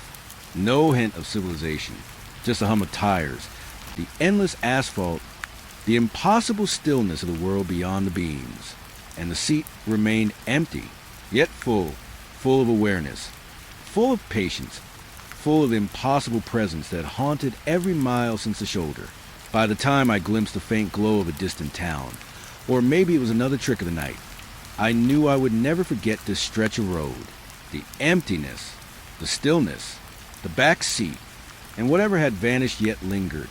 And I knew, in a way that chilled me to the core, that being alone on this road did not mean being unobserved. The tires hummed. The headlights cut paths through darkness that never ended. The trees leaned closer, and the memory of those eyes, of that impossible presence, remained with me. Patient, watching, waiting. And I knew, no matter where I drove next, they would be there, folded into the edges of perception, in the rear view, in the back seat, in the emptiness itself. It was just past midnight when the radio crackled to life, the usual static giving way to a voice I barely caught before it dissolved again into silence. I had been running a routine patrol, tires humming against the wet asphalt, headlights cutting through the darkness like blades. There's something about a late-night shift that sharpens every sense, even when everything around you seems dead. And tonight, everything felt dead. Dispatch came through briefly, a soft, mechanical voice confirming locations, the hum of activity elsewhere. But then, the static returned. And then the call. 911, a soft beat, and then nothing. Silence. I leaned forward instinctively, hand hovering over the microphone, half expecting the voice to crackle back, to give me a name, a location, anything. But there was nothing, just the faint hiss of the line, static stretching into the corners of the cruiser, filling the space like a presence. I spoke into the microphone, voice low, deliberate. 911, this is Officer James. Do you copy? Who's there? My own words sounded small, swallowed by the hum of the night. I waited, ear straining. Nothing, only the faint, insistent buzz of electricity over the line. My pulse quickened, and I reminded myself rationally that these things happen sometimes. Line interference, accidental calls. But the chill creeping along my spine told me this was different. The road ahead was empty, the asphalt slick with earlier rain. Trees leaned close on either side, their dark shapes flickering in my headlights. The world seemed to shrink, pressing in from all sides. I tried to focus on driving, keeping my attention on the road, but my ears were drawn back to the radio, to that faint, impossible silence. A pause, a breath I could almost hear, and then nothing again. I tried again. This is Officer James, 911. Come in, please. Do you need help? The line crackled faintly. Nothing more. No response. Just silence. The kind of silence that isn't just absence of sound, but a weight pressing in, filling the space with expectation. I could feel it in my chest, heavy, insistent. Something wasn't right. I slowed the cruiser slightly, scanning the shoulders, the trees, the darkness pressing beyond the headlights. Normally, even at this hour, there's some sign of life, a car passing, a distant light, the glow of a house. Tonight, there was nothing, only the faint hiss of the radio, and the faint sense that I was being watched, though I knew the forest was empty. I tried to call dispatch again, fingers fumbling over the controls. Dispatch! 911 just came through. Silent line, unknown location. Please advise. My own voice fell hollow in the quiet of the night, swallowed by the hum of tires, the steady rhythm of the engine. Static crackled over the line again, low and persistent, like a whisper caught in wires. I remembered the basics. Procedure, protocol, training. Silent 911 calls happen. Accidental calls happen. But something about the tone of this call, or the lack of tone, felt wrong. Not an accident. Not random. There was a weight to the silence. A presence lurking in the pauses, in the crackle, in the faint hiss that filled the cruiser. I pressed the microphone closer, voice firmer, though my hand shook slightly. 911, this is Officer James. Please respond. Are you in danger? Can you hear me? I held the button down, waiting, straining for any hint of response. Nothing, only static, only the faint hiss that seemed louder now. almost alive in its persistence. The road stretched ahead, dark and empty. I could feel every crack in the pavement under the tires, every dip and rise amplified in the stillness. My pulse hammered, a steady drumbeat against the growing tension in the cruiser. The night pressed close, and the silence on the line felt like an entity, patient, waiting, deliberate. I tried grounding myself, focusing on tangible things, the hum of the engine, the feel of the wheel under my hands, the smell of wet asphalt, but the radio continued to whisper static, filling every empty space. My chest tightened with unease. Every instinct I had screamed that something was off, but I couldn't name it, couldn't confront it directly. Only the unrelenting quiet, punctuated by that impossible, persistent hiss. I leaned back slightly, rubbing my eyes, trying to shake the tension. But every time I blinked, I imagined the figure waiting on the line, invisible, silent, watching, not calling for help, not responding, just existing somewhere I couldn't see. My mind flickered to distant memories, calls I'd answered before, frantic voices, desperate pleas. And then, by contrast, this silence pressing colder, heavier, impossible to shake. I tried again. 911, do you copy? Can anyone hear me? My voice cracked. I swallowed hard, lungs tightening. Nothing. Only the static. Only the faint hiss. The weight of it pressed on me. Filled the cruiser. Seemed to seep through the windows and into the night itself. It wasn't just a silent call. It was a presence. Watching. Waiting. I remembered training.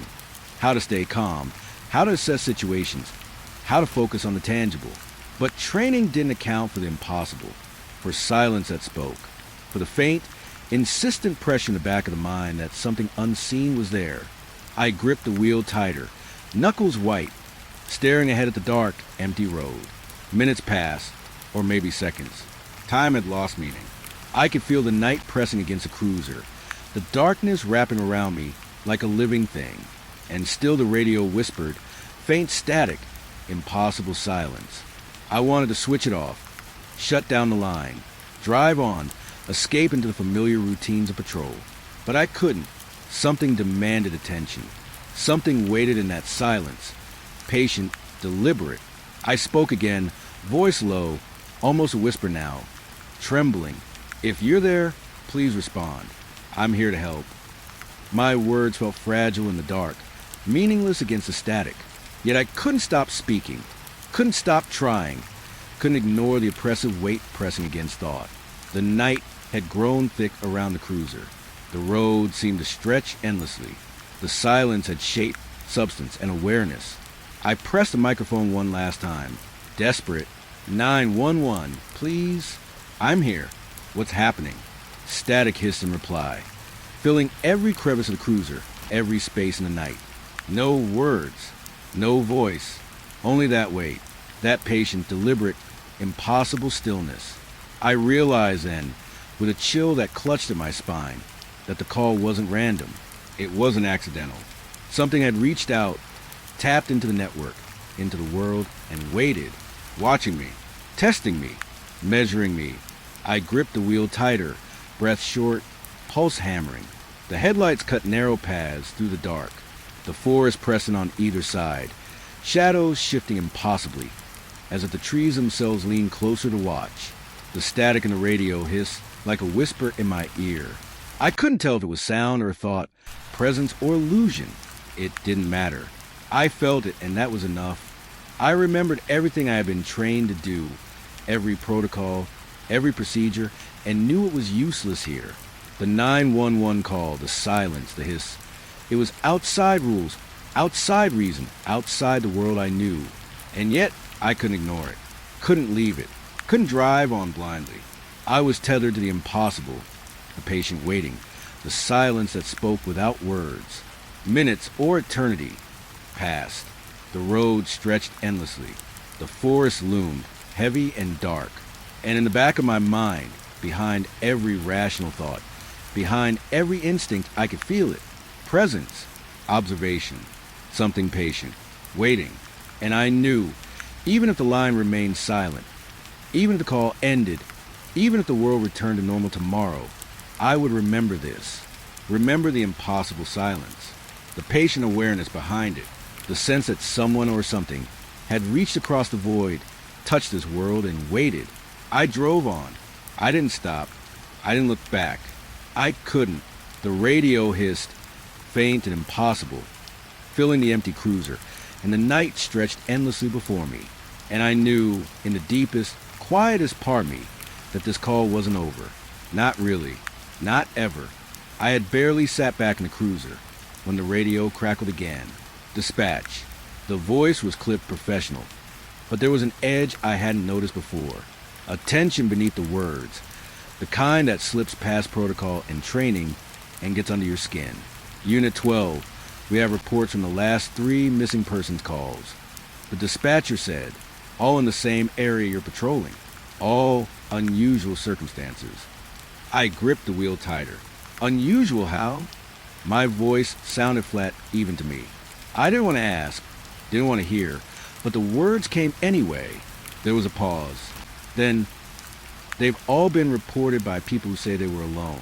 Each person described the feeling of being watched. Unseen presence. In some cases, shadows moving in the periphery of vision. No signs of struggle, no footprints, no leads. Just gone. I blinked. My pulse kicked up. Shadows at the edge of perception. Unseen presences. No footprints. Just absence. My mind raced, trying to make sense, to ground myself. The radio hissed lightly, static stretching into the quiet of the cruiser. I could almost feel the darkness outside pressing against the glass. Unit 12, do you copy? The dispatcher said, voice steady now, but I could hear the weight behind it, like someone delivering facts they shouldn't have to. I copy. I'm on it, I said, forcing calm into my tone, though my stomach churned. My hands tightened on the wheel.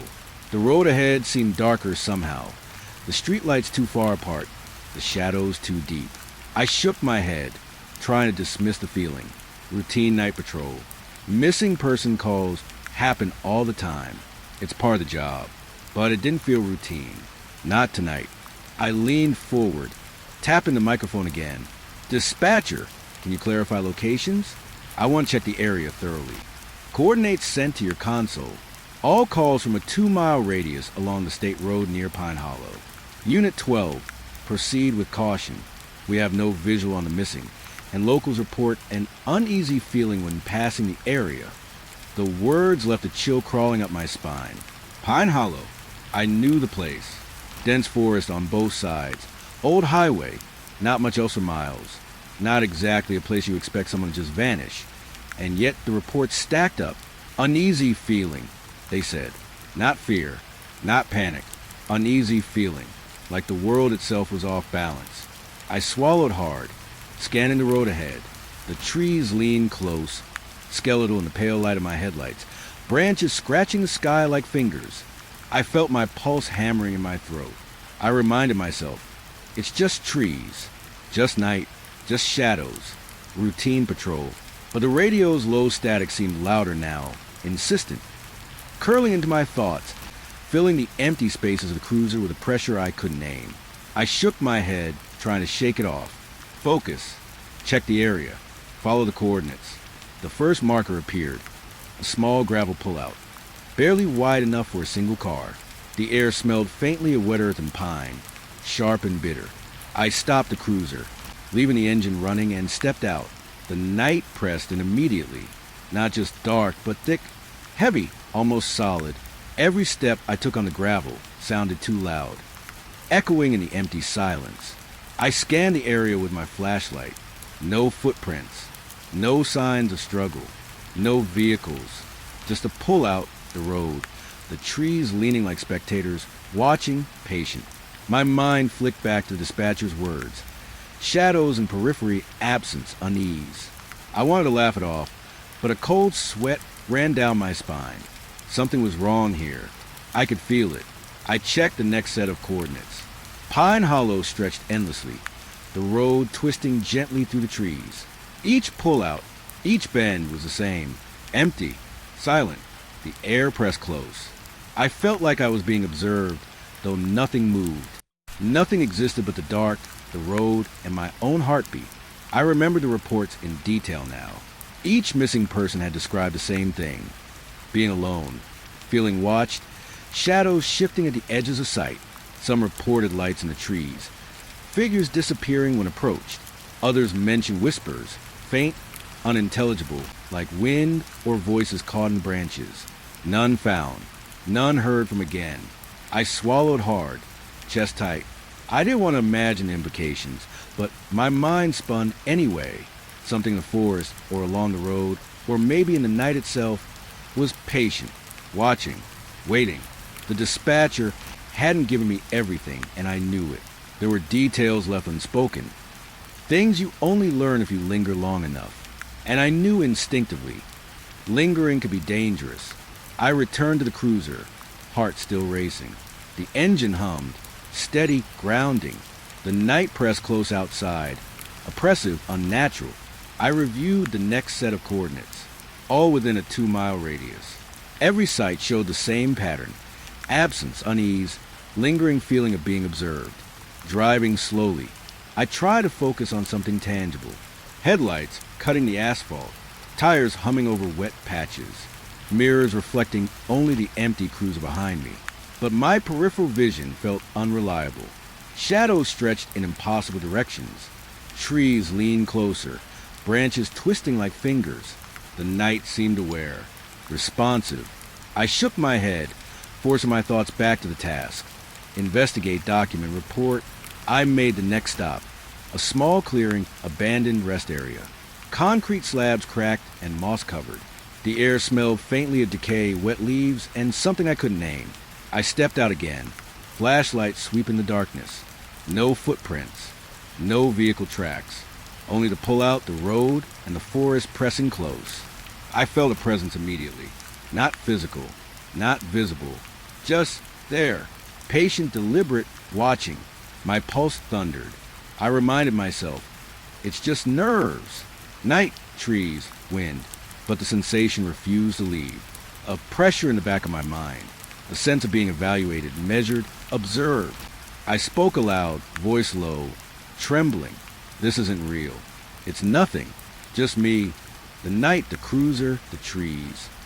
My words felt hollow, swallowed by the thick silence. Static crackled faintly in the radio. The hiss was sharper than before, insistent, curling into thought, pressing at perception. I leaned back in the cruiser, hands gripping the wheel, scanning the coordinates again.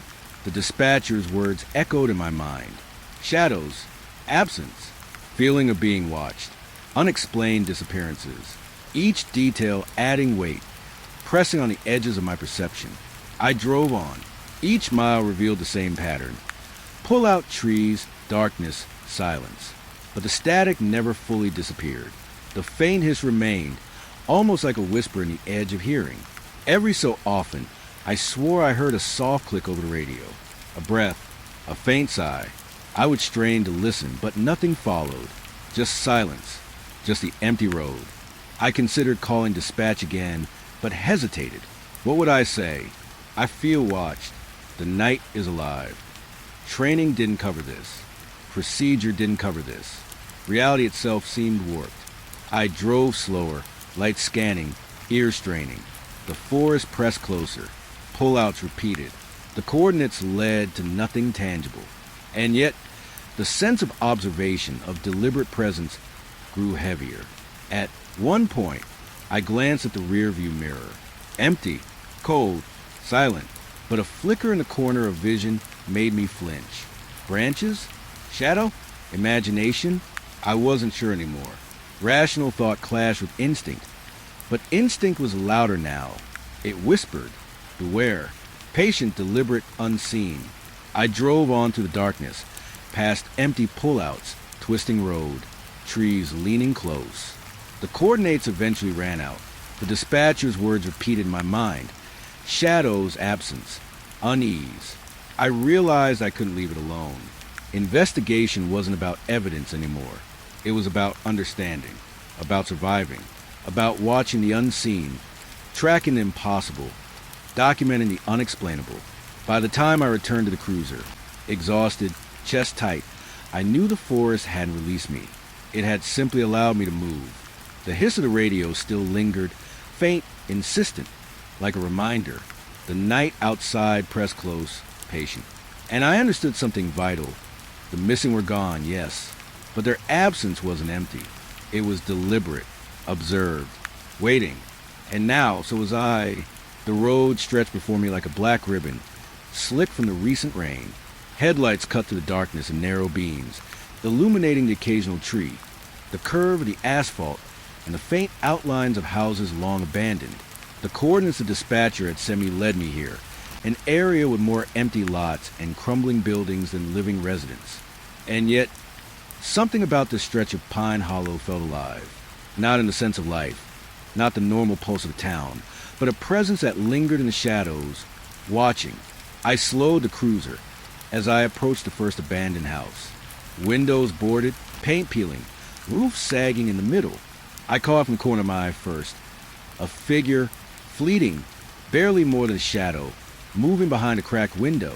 My pulse jumped. I squinted, adjusted the headlights. But when I looked directly, nothing remained. Just the house silent and still, exhaling shadows. I gripped the wheel tighter, knuckles white. I wanted to convince myself it was a trick of the light. My mind played with the shadows in my peripheral vision, but I knew better. My instinct screamed at me. There had been a presence, and it had seen me, observed me, patient, waiting. I stepped out of the cruiser, boots crunching against the wet gravel. The night was thick, humid, pressing close. I swept the flashlight across the house again, slow, deliberate.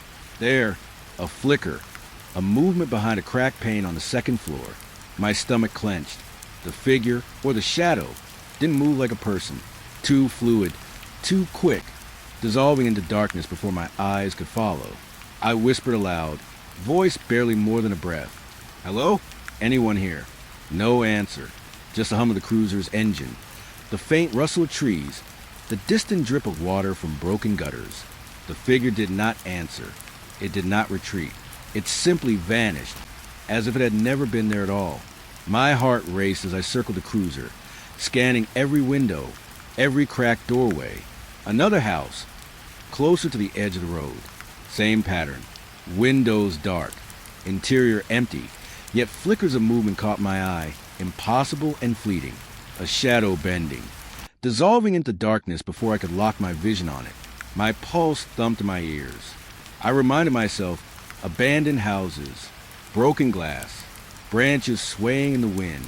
But logic felt hollow against what I had seen.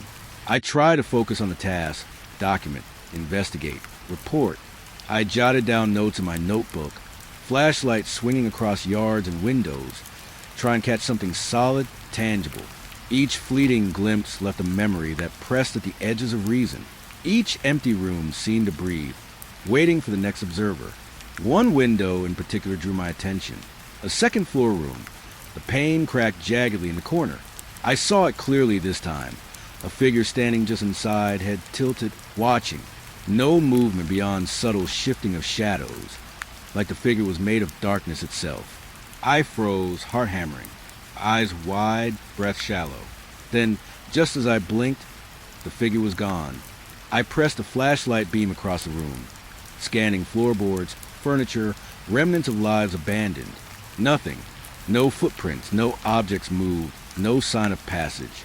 The air felt thicker here, heavier, as if the absence of life itself had substance. I stepped back, shaking. The weight of watching lingered. My instinct screamed to leave, to drive away as fast as I could, but I knew instinct alone couldn't explain what I was seeing.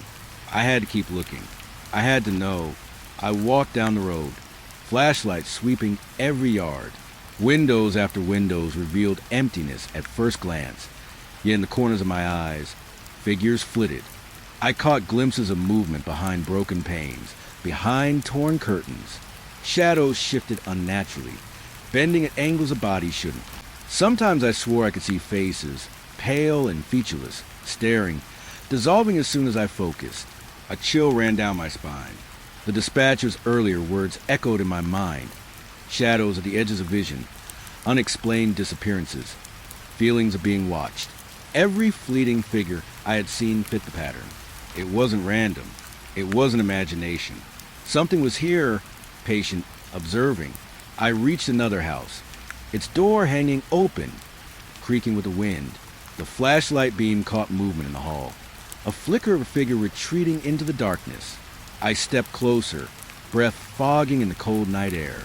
The smell hit me then, damp wood, mold, decay, and something sharper, almost metallic. My stomach churned. I wanted to call for backup, to step away, to run, but curiosity rooted me in place. I entered cautiously, flashlight cutting through the darkness. The hall stretched into shadow, peeling wallpaper and rotting floorboards groaning underfoot. I saw movement at the far end. A figure, humanoid, standing just beyond the doorway of a side room. Its presence was wrong, unnatural. Limbs too long, still yet shifting, a distortion I couldn't process fully. I raised a flashlight, heart hammering, and blinked. Nothing, just a dark hallway, stretching beyond perception. Every instinct screamed that I should leave. Every logical thought tried to convince me I was hallucinating, tired, overworked. But the patterns were too consistent, too deliberate. Each window, each shadow, each fleeting glimpse matched the reports of the missing. They were here, not fully, not yet, but waiting, observing, patient. I returned to the cruiser, chest tight, hands trembling. Every muscle in my body screamed tension, exhaustion, fear. I tried to convince myself to drive on, to report, to leave the area. But the road behind me felt empty yet alive, as if the houses themselves exhaled, watching me. The figures I had glimpsed weren't gone. They had melted into the night, into the forest, into the darkness pressing close around the edges of perception. I drove slowly, scanning each window with the headlights. Fleeting movements, shadows bending unnaturally. Sometimes I swore I saw a figure sitting inside, staring out with impossible patience. Other times, the windows reflected only my own headlights, only my own pulse pounding in the silence. Yet I could feel them, present, watching, aware. I thought about the missing people again. Their disappearances weren't random. They hadn't simply vanished. They had been observed first, studied, the patterns repeated. And now, standing alone in the cruiser, moving slowly past the abandoned houses, I realized the same thing could be happening to me. That presence in the windows, patient and deliberate, was aware of my investigation. Waiting for a moment I slipped, a moment I looked away. I reached a point where the houses thinned. The streetlights reappeared and the forest edge widened. Relief should have come, but it didn't. The wait remained. The watching persisted. I could still feel the presence in the shadows, slipping in and out of perception, not attacking, not threatening in a conventional sense, just observing, waiting, patient. I glanced back through the rearview mirror. Nothing tangible, nothing solid, but I felt the eyes, or whatever it was, lingering at the periphery, pressing against thought. The road ahead seemed too quiet, too empty, yet I knew that emptiness itself was deliberate, a camouflage, a way to lull attention while observation continued. The dispatch radio remained silent now. The static hiss seemed faint but persistent, curling in the edges of hearing, mingling with my own heartbeat. I tried to shake it off, tried to focus on driving, documenting, surviving, but the images of those fleeting figures, the bending shadows and windows, replayed in my mind. Every glance, every blink, every shift in peripheral vision reminded me that the world here was different. Not broken exactly, but alive in a way I couldn't define. I drove onto the edge of town, through empty streets, past abandoned yards. The houses became fewer, the shadows shorter, the windows empty of movement. Yet I knew the presence lingered, somewhere, just beyond sight, just beyond reason, watching, patient, waiting. By the time I returned to the cruiser's starting point, exhausted, chest tight, hands shaking, I understood one thing clearly. The glimpses in windows weren't accidental. The figures weren't figments of imagination. They were deliberate, patient, observing, and I had been counted, noted, cataloged in their silent watch. Even now, hours later, when I replay the patrol in my mind, I can feel it.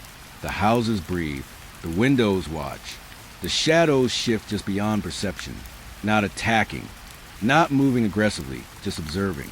waiting for the next passerby, the next shift, the next pulse of life daring to intrude into their patient, impossible darkness. The house appeared at the end of the road before I even saw it. One moment the forest opened into a clearing, the asphalt giving way to a gravel drive, and there it stood, quiet, intact, almost pristine compared to the decay I'd been passing all night. Windows unbroken, paint surprisingly fresh, though the style of the house was old, like a memory misplaced in time. I slowed the cruiser instinctively, tension coiling in my chest. There was something wrong about it, I knew, though I couldn't put my finger on it yet. Nothing about this area should have supported a house like this. Not for decades. And yet, here it was, waiting patient, its dark windows like eyes observing. The dispatcher's coordinates hadn't mentioned it. But something in me said it belonged to this investigation. The missing, the shadows, the presence that lingered just out of sight. It had drawn me here. I killed the engine. The sudden silence in the cruiser sharp against the night. The wind rustled through the trees, low and soft, almost conversational. I stepped out slowly, boots crunching over gravel, flashlight in hand. The house seemed unnaturally still, yet alive somehow, as if breathing, waiting for acknowledgement. I approached the front door, noting every detail. The wood was solid, varnish smooth, no signs of forced entry. A small porch creaked under my weight, as if testing me, weighing my purpose. I gripped the flashlight tighter. My pulse thumped in rhythm with the faintest echo of a distant call I couldn't place. Voices. I froze. Whispered, faint, indistinct. Not over the radio.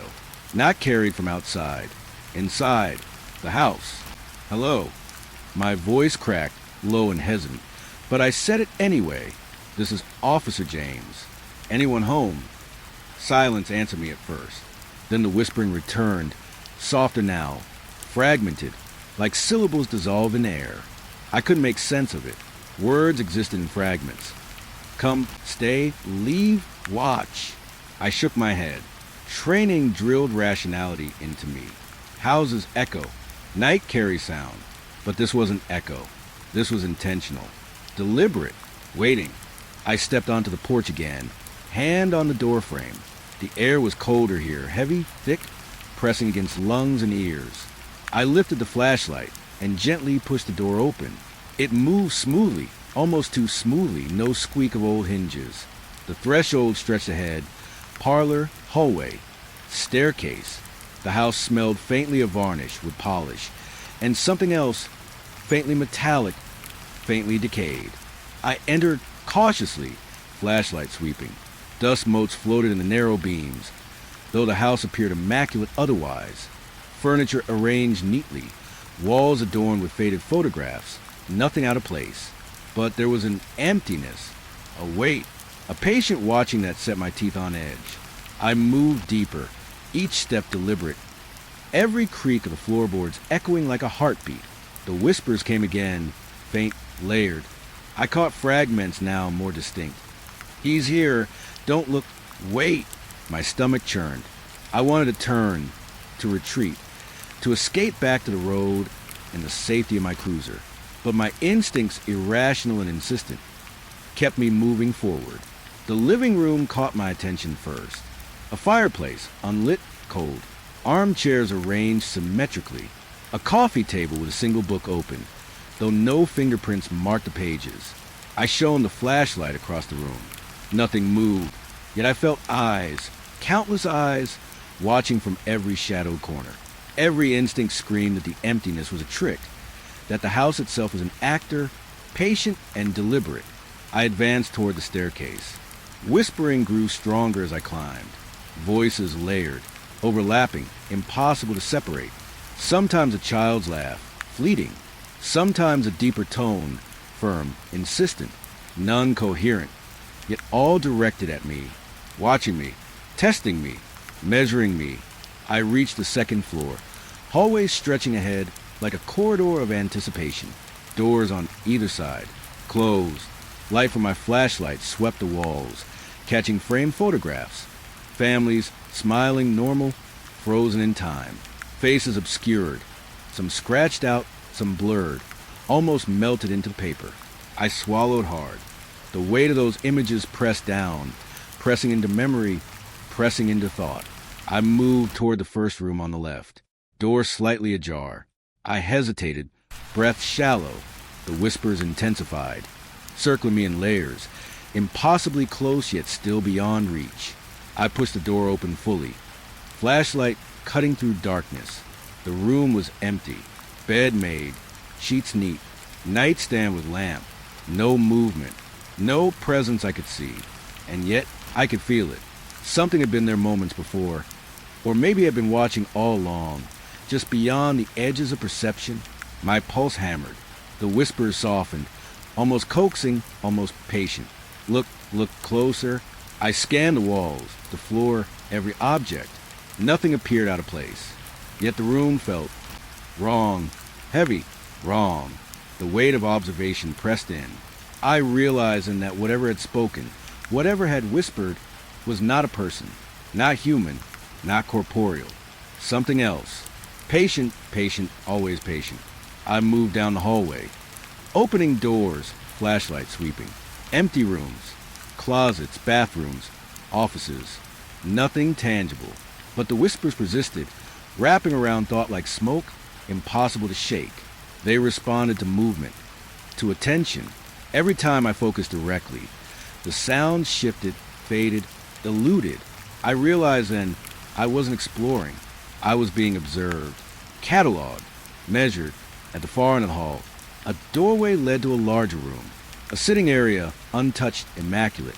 Chairs, sofa, coffee table. Fireplace cold. And then I saw it. A subtle movement, just a ripple across the far wall, like shadow bending over shadow. I froze, flashlight trembling in my hand. Who's there? I whispered. My voice sounded wrong. Weak, tiny against the weight of the house. No response. Only whispers, soft, patient, teasing. Closer, closer. I stepped forward, hesitant.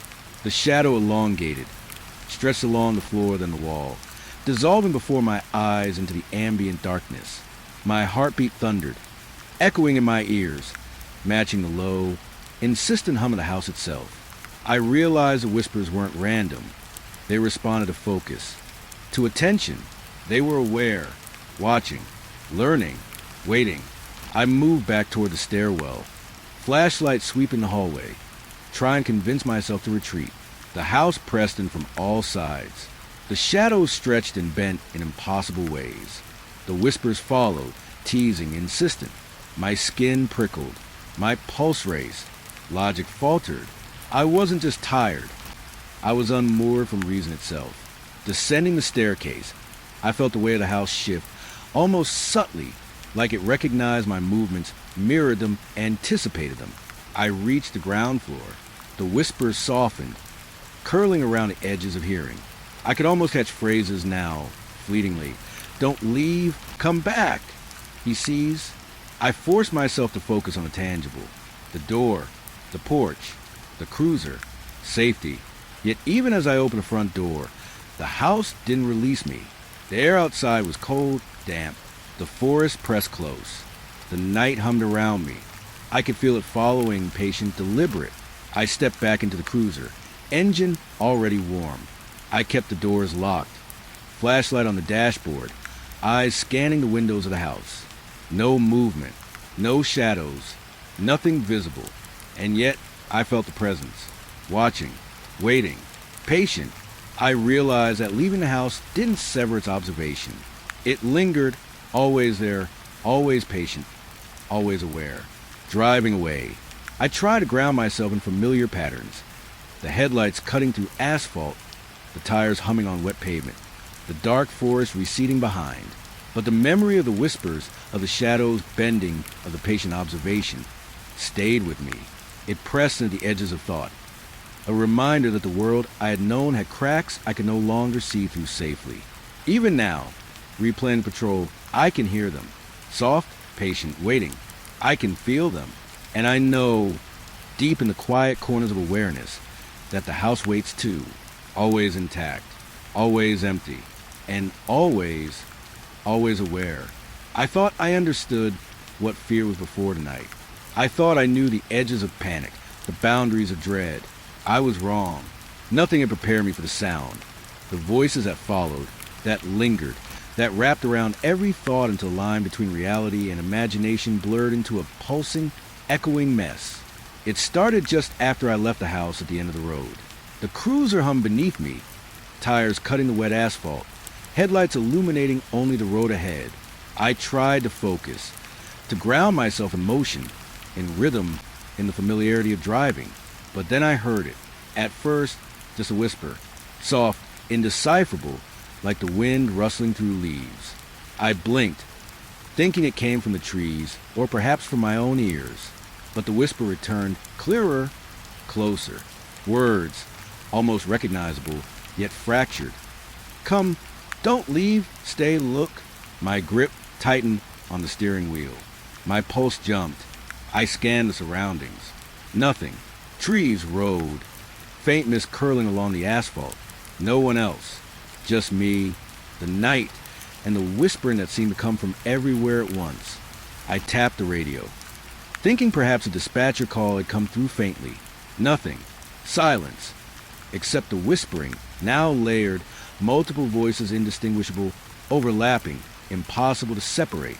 Hello, I said aloud, voice shaking despite my best effort at calm. This is Officer James. I'm here. Identify yourself. No answer. Only the whispers grew louder, echoing faintly as if bouncing off invisible walls. The effect was disorienting. They weren't outside the cruiser. They weren't inside. They were everywhere and nowhere, pressing into thought, curling around perception. My pulse pounded, ears ringing. I gripped the wheel tighter, knuckles white. I thought of the missing. I thought of the shadows in the windows, the patient watching from the abandoned houses. Each incident, each report, all converging here in this singular, intangible presence. The voices were deliberate, crafted, aware of my every movement. I tried to rationalize it. Echoes from distant radio transmissions, interference. Hallucinations brought on by exhaustion. But logic was hollow against the weight of perception. Every time I blinked, a fragment of a phrase lingered. He's here. Don't look. Wait. I switched on the overhead lights of the cruiser, thinking bright illumination might anchor reality. It did not. The whispers persisted, sliding between syllables and breaths, circling my mind. I tried talking to them. Stop. I'm a police officer. Identify yourself. My words felt impotent, meaningless against the tide of sound. The road became disorienting. I drove slower, then faster, tried to escape, trying to ground myself in motion. The headlights reflected nothing unusual, yet the whispers clung closer, pressing into thought. I realized I didn't know if the sound came from behind, the side, or within my own mind. Panic rose. Rational thought fought to assert control, but the voices resisted. They weren't human, not entirely, not alive in a way that made sense. They were echoes of awareness, patient, deliberate, omnipresent. I could feel them pressing at the edges of perception, teasing, almost coaxing me into listening more closely, into focusing, into surrendering. I remember the dispatcher's words, the reports of missing persons, shadows, absence, unseen presences, voices at the edge of perception. The pattern was clear now. The phenomenon wasn't random. The voices were the trap, the lure, the method. I had thought observation alone was dangerous. Observation was just the beginning. The sound was the snare. I tried to focus on driving, on counting the lines on the asphalt, on the familiar rhythm of tires against wet pavement. It helped, briefly, until a phrase struck clear as a hammer. Look behind you. I snapped my head to the rear-view mirror. Empty road. No vehicle. No figure. Only the mist curling faintly along the asphalt. But the phrase lingered, persistent, insistent, echoing the mind as if spoken directly into thought. The whispering multiplied, layering over itself. Look again. See him. I gripped the wheel tighter. Cold sweat ran down my back. My pulse hammered in ears, head pounding. Logic was collapsing. The line between external and internal dissolved. The whispers weren't just heard. They were felt, vibrating in the skull, pressing against thought, twisting perception. I realized then that leaving the area physically would not escape this. The sound was patient. It followed. It waited. I tried speaking again. Words faltered. I'm leaving. This ends now. My voice sounded strange, hollow, as if bouncing back from the edges of reality itself. And still the voices persisted. No, not yet. Stay, watch. I considered stopping the cruiser, shutting off the engine, turning off the lights. Maybe immersion in darkness would disrupt the sound, break its grip, but instinct screamed otherwise. The vehicle itself was my anchor. My fingers tightened around the wheel. My eyes stayed on the asphalt, but the whispers pressed, curling around the edges of consciousness, refusing containment. Time distorted. Minutes stretched, contracted, unmeasurable. Every glance to the rear view mirror, to the side mirrors, every blink of the headlights created illusions that vanished when confronted directly. Shadows flitted in the mist, too quick to track, impossible to confirm. And the whispers layered, multiple, patient, continued, guiding perception, nudging awareness, insisting focus in directions that led nowhere tangible. I recalled the previous nights, the abandoned houses, the shadows in windows, the patient presence. This was the culmination. The voices weren't random or chaotic. They were structured, intentional. They sought a trap, to unmoor, to disorient, to prepare me for the next step I couldn't yet perceive. I tried documenting everything in the notebook on the passenger seat. Pen scratched, paper rustled. Every time I paused, the whispers filled the silence, curling into thought, refusing attention elsewhere. I realized then that the sound had no anchor, no start, no end. It was a loop, patient, deliberate, and I was inside it. I drove onward, knowing rational thought offered no protection. Every mile was measured against perception, against a layering of whispers that promised insight if only I listened, promised relief if only I obeyed. But obedience was impossible. Understanding was impossible. Only endurance remained. Only navigation through the endless echoing. At one point, I slowed the cruiser to a crawl, tires humming softly on asphalt. The whispers coalesced into a rhythm I could almost follow, a cadence of speech that hinted at direction, at instruction. Stop, look, see, wait, he comes. I shook my head violently, trying to break the pattern. The effort was futile. Every movement, every blink, every heartbeat seemed catalogued, measured. I realized then that perception itself was a trap. The more I focused, the more vivid the voices became. The more I tried to dismiss, the more invasive they grew. They weren't just sound, they were presence, awareness, pressure, constant, deliberate, patient. I could feel the edges of rational thought fraying. Memory and imagination mingled with reality, impossible to separate. The road curved, mist curling along the edges, headlights cutting narrow beams. The whispers shifted in tandem, as if guiding me along, leading me deeper into their patience. I blinked, glanced at the mirrors, tried counting reflections. Nothing tangible, yet everything altered. The world itself seemed suspended, waiting, bending slightly with each phrase, each echo. I thought of the dispatcher, of colleagues, of procedure. No one could understand this.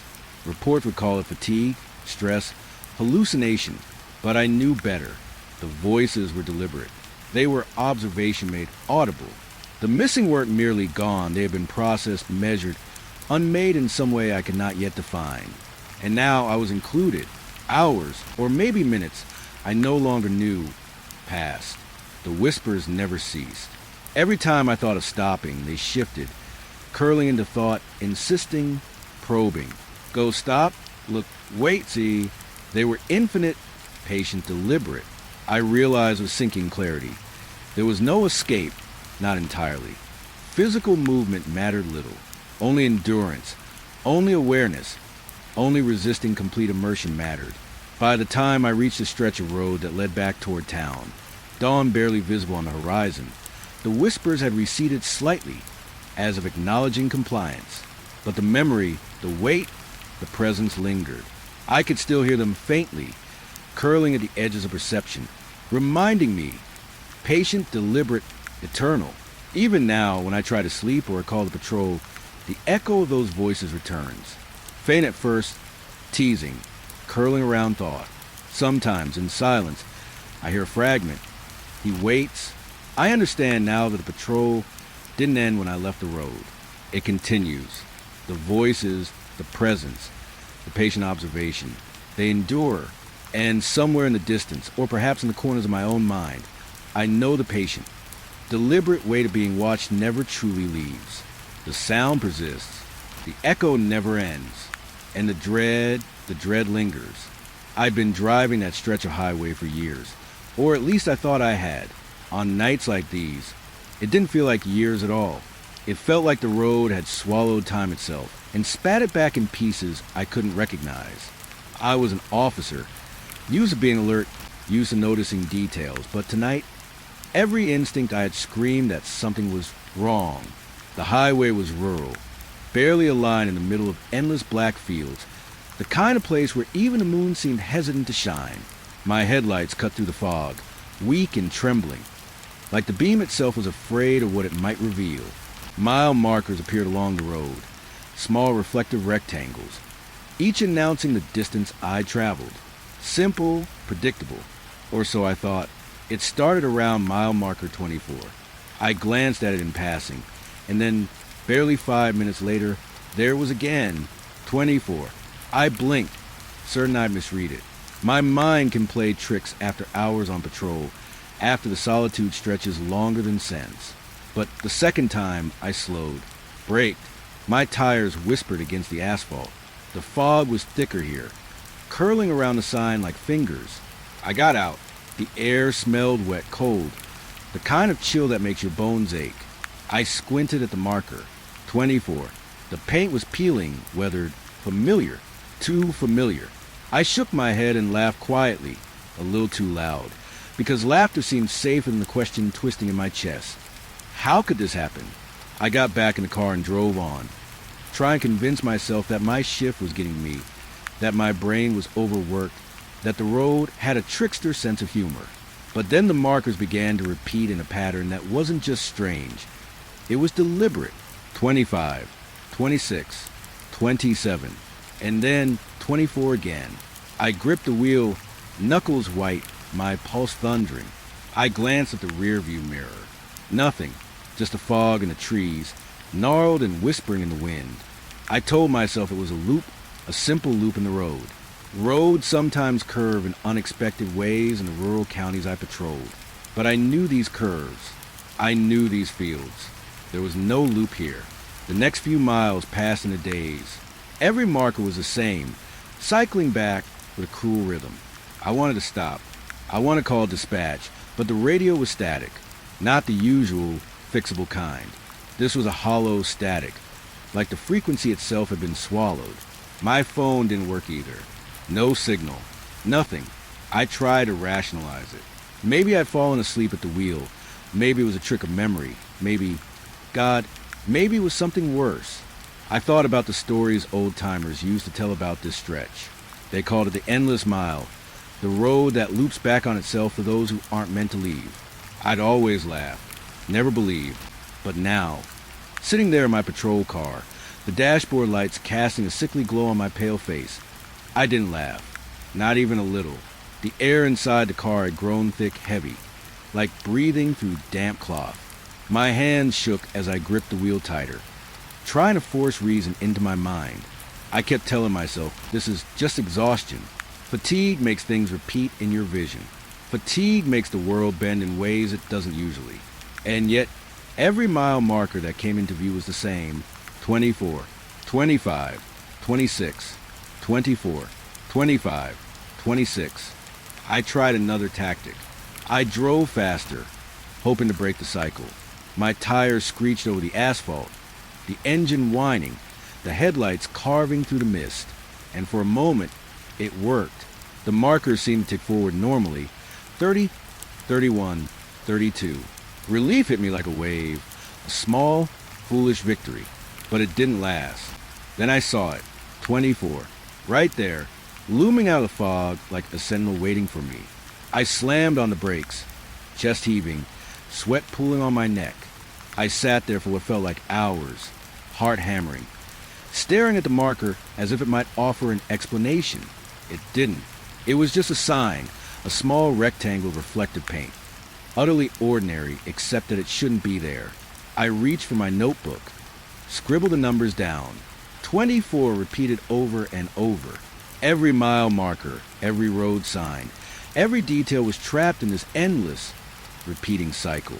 I could feel my mind fraying at the edges, each repeated number a whisper eroding my sense of time. I tried to talk to myself, try to speak out loud. You're fine. It's just the road. You've driven long shifts before. You're fine. My voice sounded strange in the car, hollow, almost alien. I drove on cautiously, every nerve alert. The markers continued their dance, and now, with each repetition, I felt the space around me stretch, distort. The trees seemed taller, closer, their shadows reaching out like dark hands across the asphalt. I tried to blink it away, tried to focus on the road, tried to rationalize. But reason felt useless here, a fragile shield against something patient and watchful. I began noticing details I hadn't before. The fog smelled faintly of iron, like blood left to settle in the dirt. The sound of the tires against the asphalt was muted, swallowed by an emptiness that made me feel as if I were suspended over a void. I caught glimpses of movement at the edges of my headlights, shapes that fled when I turned my head, nothing I could pin down. Shadows, maybe, animals, maybe, or maybe just the road itself playing games with me. I thought about calling it in, thought about the dispatcher on the other end, but the signal was gone. And even if it weren't, how would I explain this? The mile markers are repeating? They'd laugh, think I'd lost it, and maybe I had. Maybe I was losing it right now, inch by inch, mile by mile. I remember reaching mile marker 34, or was it 24 again? The numbers had lost all meaning. I stopped paying attention to the digits after a while, because it didn't matter. Each one was a loop, a cruel joke that made the road feel infinite. I kept driving, but the movement felt false. I was moving forward, yes, but also backward, sideways, trapped in a pattern I couldn't break. The moon rose higher, pale and cold, and with it, the fog seemed to thicken. My headlights barely cut through the mist, and everything beyond the glow of the car dissolved into gray. I felt eyes on me, not human eyes, not animal eyes, eyes that were patient and vast, watching, knowing.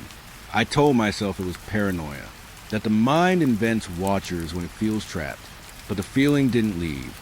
I tried to shake it off, tried to hum under my breath, tried to imagine anything else. Home, my family, coffee I left sitting cold in a mug hours ago. Anything to tether me to the world I knew. But the road had other plans. The markers, the fog, the blackened trees.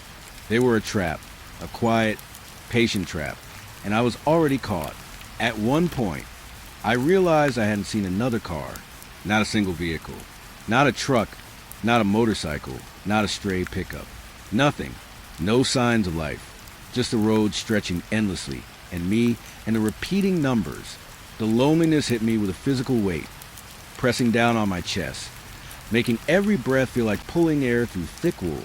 And then I heard it, a sound I didn't recognize at first. Soft, almost imperceptible, like something brushing against the side of a car. My pulse spiked. I froze.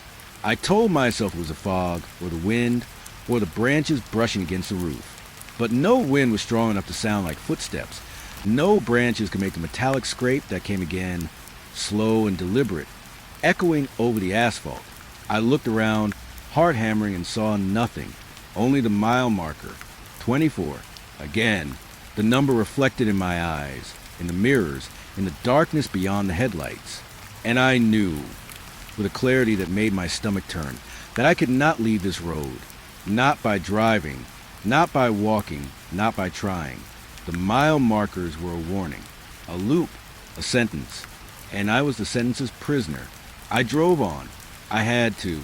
Driving felt safer than stopping, safer than thinking, safer than giving into the panic that tried to claw its way out of me. The fog pressed closer, curling into the car like it wanted to suffocate me. I kept the wheel tight in my hands, knuckles white, and stared at the next marker as if it might change, as if I could break the cycle just by will alone. It didn't. 24. I swallowed hard. My mouth was dry, my tongue thick. I thought about all the stories I'd laughed at over the years, the warnings from old patrolmen and local farmers about the endless mile. I thought about how I had scoffed, had felt safe in my logic, in my uniform, in the world I thought I understood. And now I understood. I understood that some roads don't end. Some signs don't guide. Some numbers aren't markers. They're marks. Marks for those who wander too far, for those who stare too long, for those who think they're in control. And the road was in control. I drove on, 24, and I knew deep in my bones that the next mile, the next turn, the next sign would be the same. I don't know when it started. Maybe it was fatigue, or maybe the road had found a way to get inside my head. I was sitting in my patrol car, miles from anything, fog curling around the headlights like smoke from some unseen fire. The endless mile markers had finally stopped repeating, or maybe I'd stopped noticing. But something else had begun. It started with the radio. A crackle, faint at first, like a distant storm. I hadn't heard any traffic for hours. Not a single call, not a single other officer. It was the deadest stretch of highway I'd ever worked. But then the voice came through, low and urgent, breaking the static. Unit 12, respond, Unit 12.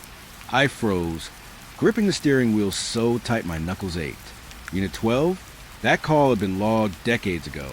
The officer had been declared missing, presumed dead, swallowed by the same stretch of road I was patrolling. I remember the case. Everyone in dispatch had whispered about how the markers just swallowed him. His car was found abandoned, engine still running. No signs of struggle, no footprints. Gone.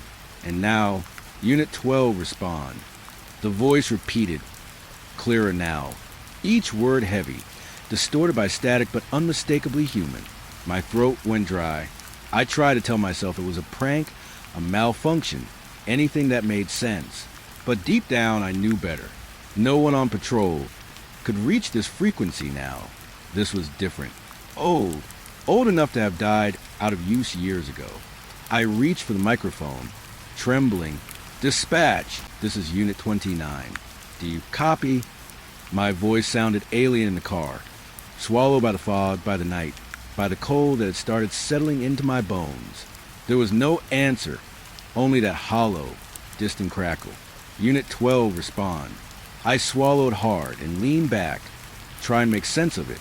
I remembered the officer, young, green, eager to prove himself. I'd read the reports, studied the map, memorized the way the road twisted, the way it refused to let go of the people it claimed. I never thought I'd hear his voice.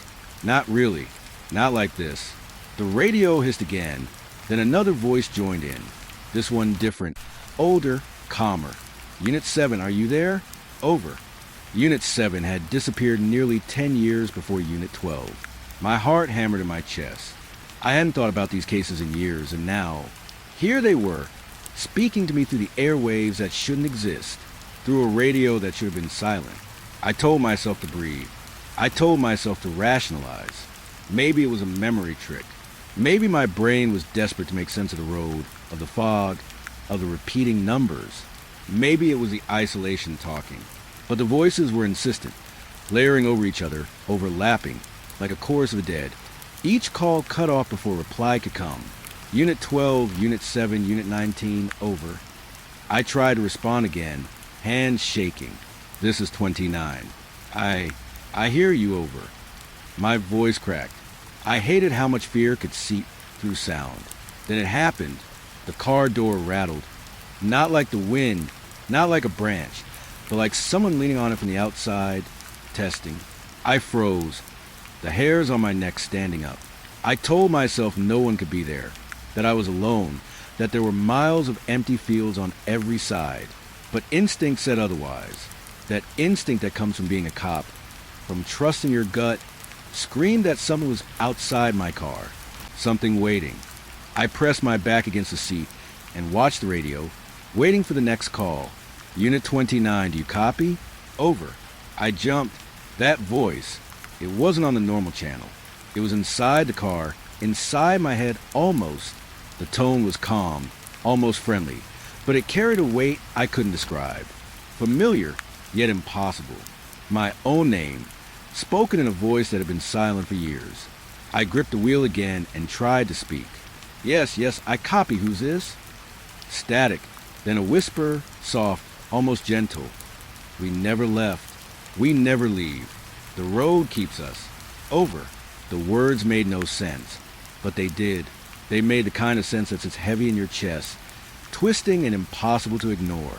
I looked out the window, the fog swirling, and for a second, I thought I saw shapes, dark forms shifting just at the edge of the headlights.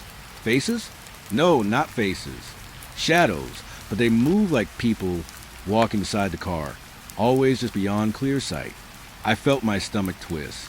My training told me to rationalize, to call backup, to check the perimeter, but every instinct screamed that I was alone, that nothing on this road followed the rules I knew, that I was inside something that didn't belong in the world of the living. Another call crackled through. Unit 19, you've been here before, haven't you? Over. I froze, chest tight. I knew that voice. I knew it in a way that made the air around me vibrate. Unit 19 had been lost 5 years ago, and somehow it remembered me. Or I remembered it. The details, the cases, the way the markers bend, the fog swallowing the world, all of it came back in a rush, and I realized I'd always known this road wasn't normal. Not in ways you can explain. Not in ways the world would believe. The radio hissed violently, static eating words. I caught fragments, glimpses of conversations I'd never heard. Calls about accidents, missing persons, about roads that ended and restarted, mile markers repeating endlessly. I tried to write them down, but the pen shook in my hand. My notebook trembled with my pulse. And then I heard it clearly, my own voice. Unit 29, report your location. Over. I looked around, heart hammering. I hadn't spoken. I hadn't keyed the mic. But there was my tone, my words, my cadence. And I knew then, the road didn't just trap bodies. It trapped voices, memories, identity. It recycled what it claimed, looping it into the fog, into the static, into the endless markers. I was speaking to ghosts, my own future self, maybe, or my own past. I didn't know, and I feared that knowing would be worse than ignorance. I tried to move, to drive off, to escape, but the car fell heavy. Tires struggled against the asphalt. The fog thickened, pressing against the windshield like liquid. And the radio now spoke over me. All units, return, you cannot leave, over. It was a chorus, layered, multiple voices repeating the same command, echoing from radios long dead, from men and women who had vanished along the same stretch. The words didn't scream, didn't yell. They didn't need to. They were calm, absolute. They were inevitable. I gripped the wheel tighter, breathing fast, chest aching. I whispered to myself, I can leave. I can leave. I just have to drive. But the road didn't let me. Every mile marker I passed seemed to wink in acknowledgement, a small reflective grin in the fog. 24, 25, 24 again. Every repetition a promise. Every number a warning. The radio hummed beneath my skin. I swear I felt vibrations to my teeth, through my skull, like the voices were pressing into me, shaping me, reminding me I wasn't alone. And maybe I never had been. Maybe none of us were ever alone here. I remembered the stories, the whispered warning from old dispatchers, that the road collects, that it never forgets, that every officer who disappears is still listening, still speaking, still patrolling. I laughed, but it was hollow, brittle. The sound bounced back in the fog in uneven echoes, swallowed by the night. I tried to call dispatch again. My hands shook so badly I could barely hold a microphone. Dispatch. I can hear them. The static swallowed my words, replaced by a whispering chorus. Every old call I'd ever heard as a rookie, every warning, every missing unit, every plea for help, it was all happening now. All at once, all around me, and then a sudden quiet. Too sudden. The fog seemed to pull back just enough to let me see the mile marker ahead. 24. I had lost count, but it didn't matter. The number stared back at me like a judge waiting to deliver a verdict. I realized then that the road was not a road. It was a trap, a memory, a machine designed to recycle those who traveled it, to fold them into the static, into the voices, into the repeating markers. And the radio, it was a machine's mouth. Its means to communicate with its prisoners. Its way of reminding them that they were not alone, but also not free. I couldn't drive. I couldn't stop. I couldn't call for help. I could only listen, only watch, only breathe. And the voices continued, weaving around me, layering over each other, merging into a hum that was alive and patient. Unit 29, welcome, over. I wanted to scream. I wanted to tear the radio apart. I wanted to believe I could wake up, shake off the fear, and drive home. But the road didn't allow it. And I realized, finally, fully, utterly, I was not patrolling it. It was patrolling me. I had driven for hours, or maybe minutes. Time had started to lose meaning on this stretch of highway.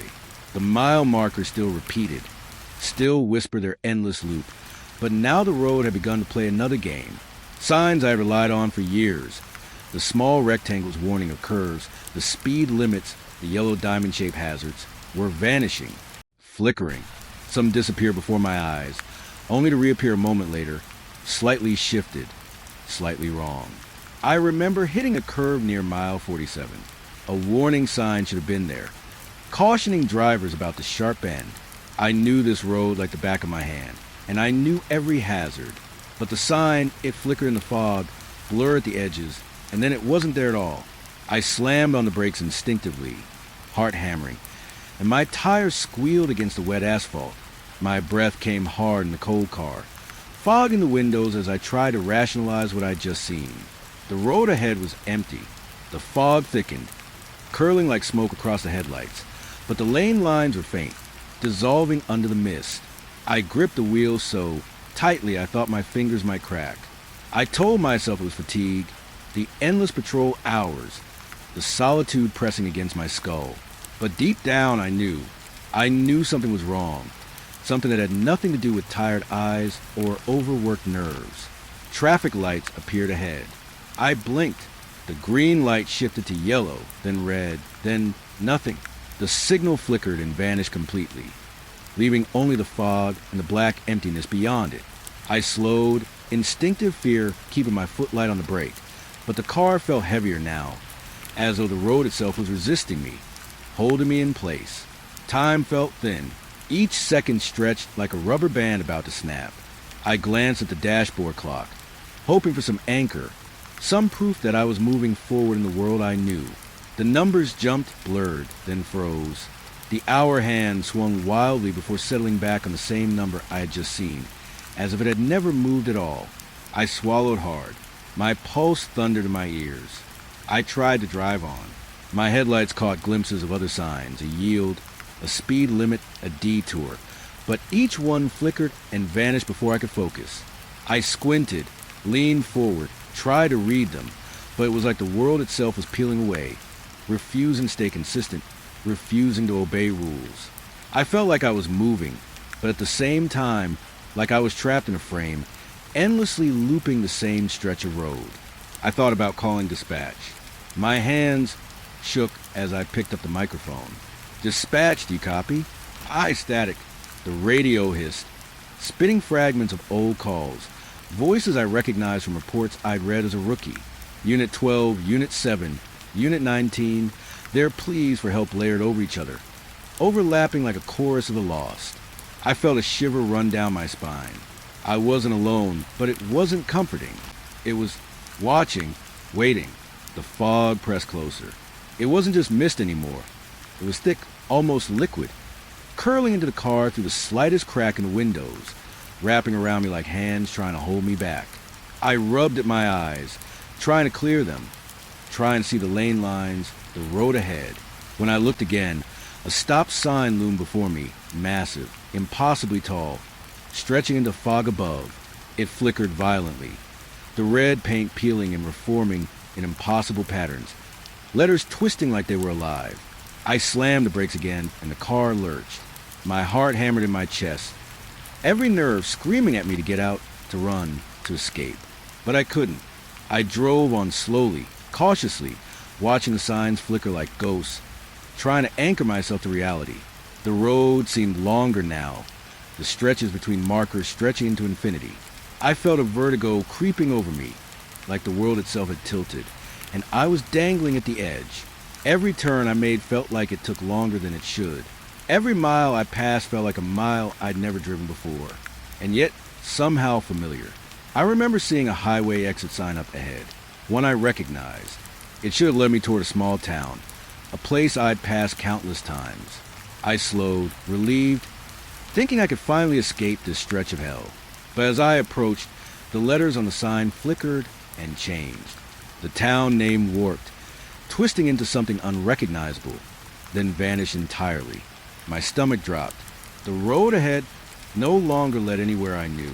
I tried to turn around, but the asphalt seemed endless, stretching forward in a taut line with no visible end. The fog thickened even more, swallowing the trees that should have marked the edge of the road. I felt the isolation press into me, an unbearable weight that made every breath a struggle. I was alone, completely alone, except for the signs, except for the flickers, except for the road itself. And then I heard it, a whisper, faint at first, almost drowned out by the hum of the engine. "You shouldn't be here." I froze. The words were clear, deliberate, not from the radio, not from the speakers, from somewhere else, somewhere inside the fog. My hands shook, my teeth chattering. I told myself it was the wind, a branch scraping the car, a trick of my mind. But it wasn't. I felt it press against me, a cold certainty that I was being watched, judged, studied. I tried to move faster, to escape, but the road resisted. Each mile I drove felt longer, heavier. The signs flickered more violently now, morphing into shapes I couldn't name.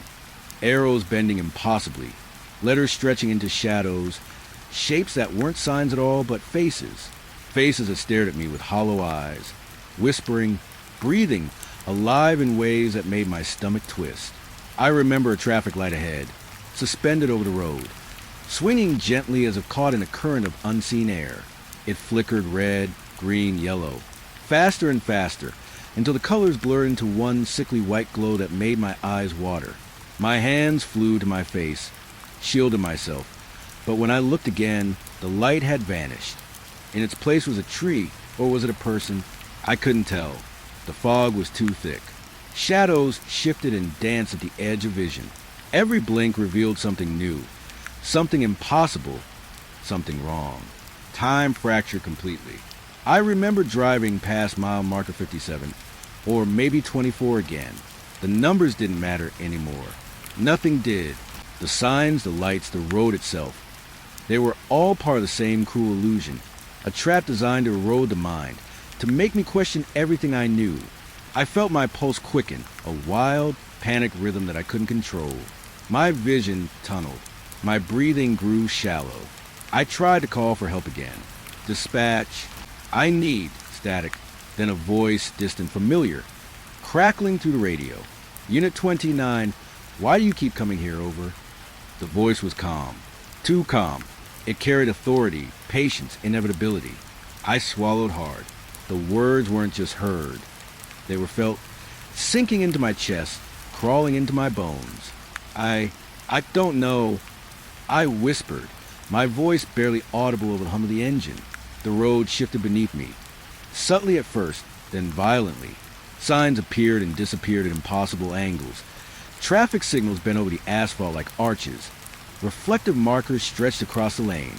I had no control, no guidance. Nothing was consistent. I was suspended in a space that was both familiar and alien, a road that should have ended miles ago, but didn't, a place that held me in a slow, methodical trap. I realized then that I had been driving in circles, or maybe spirals.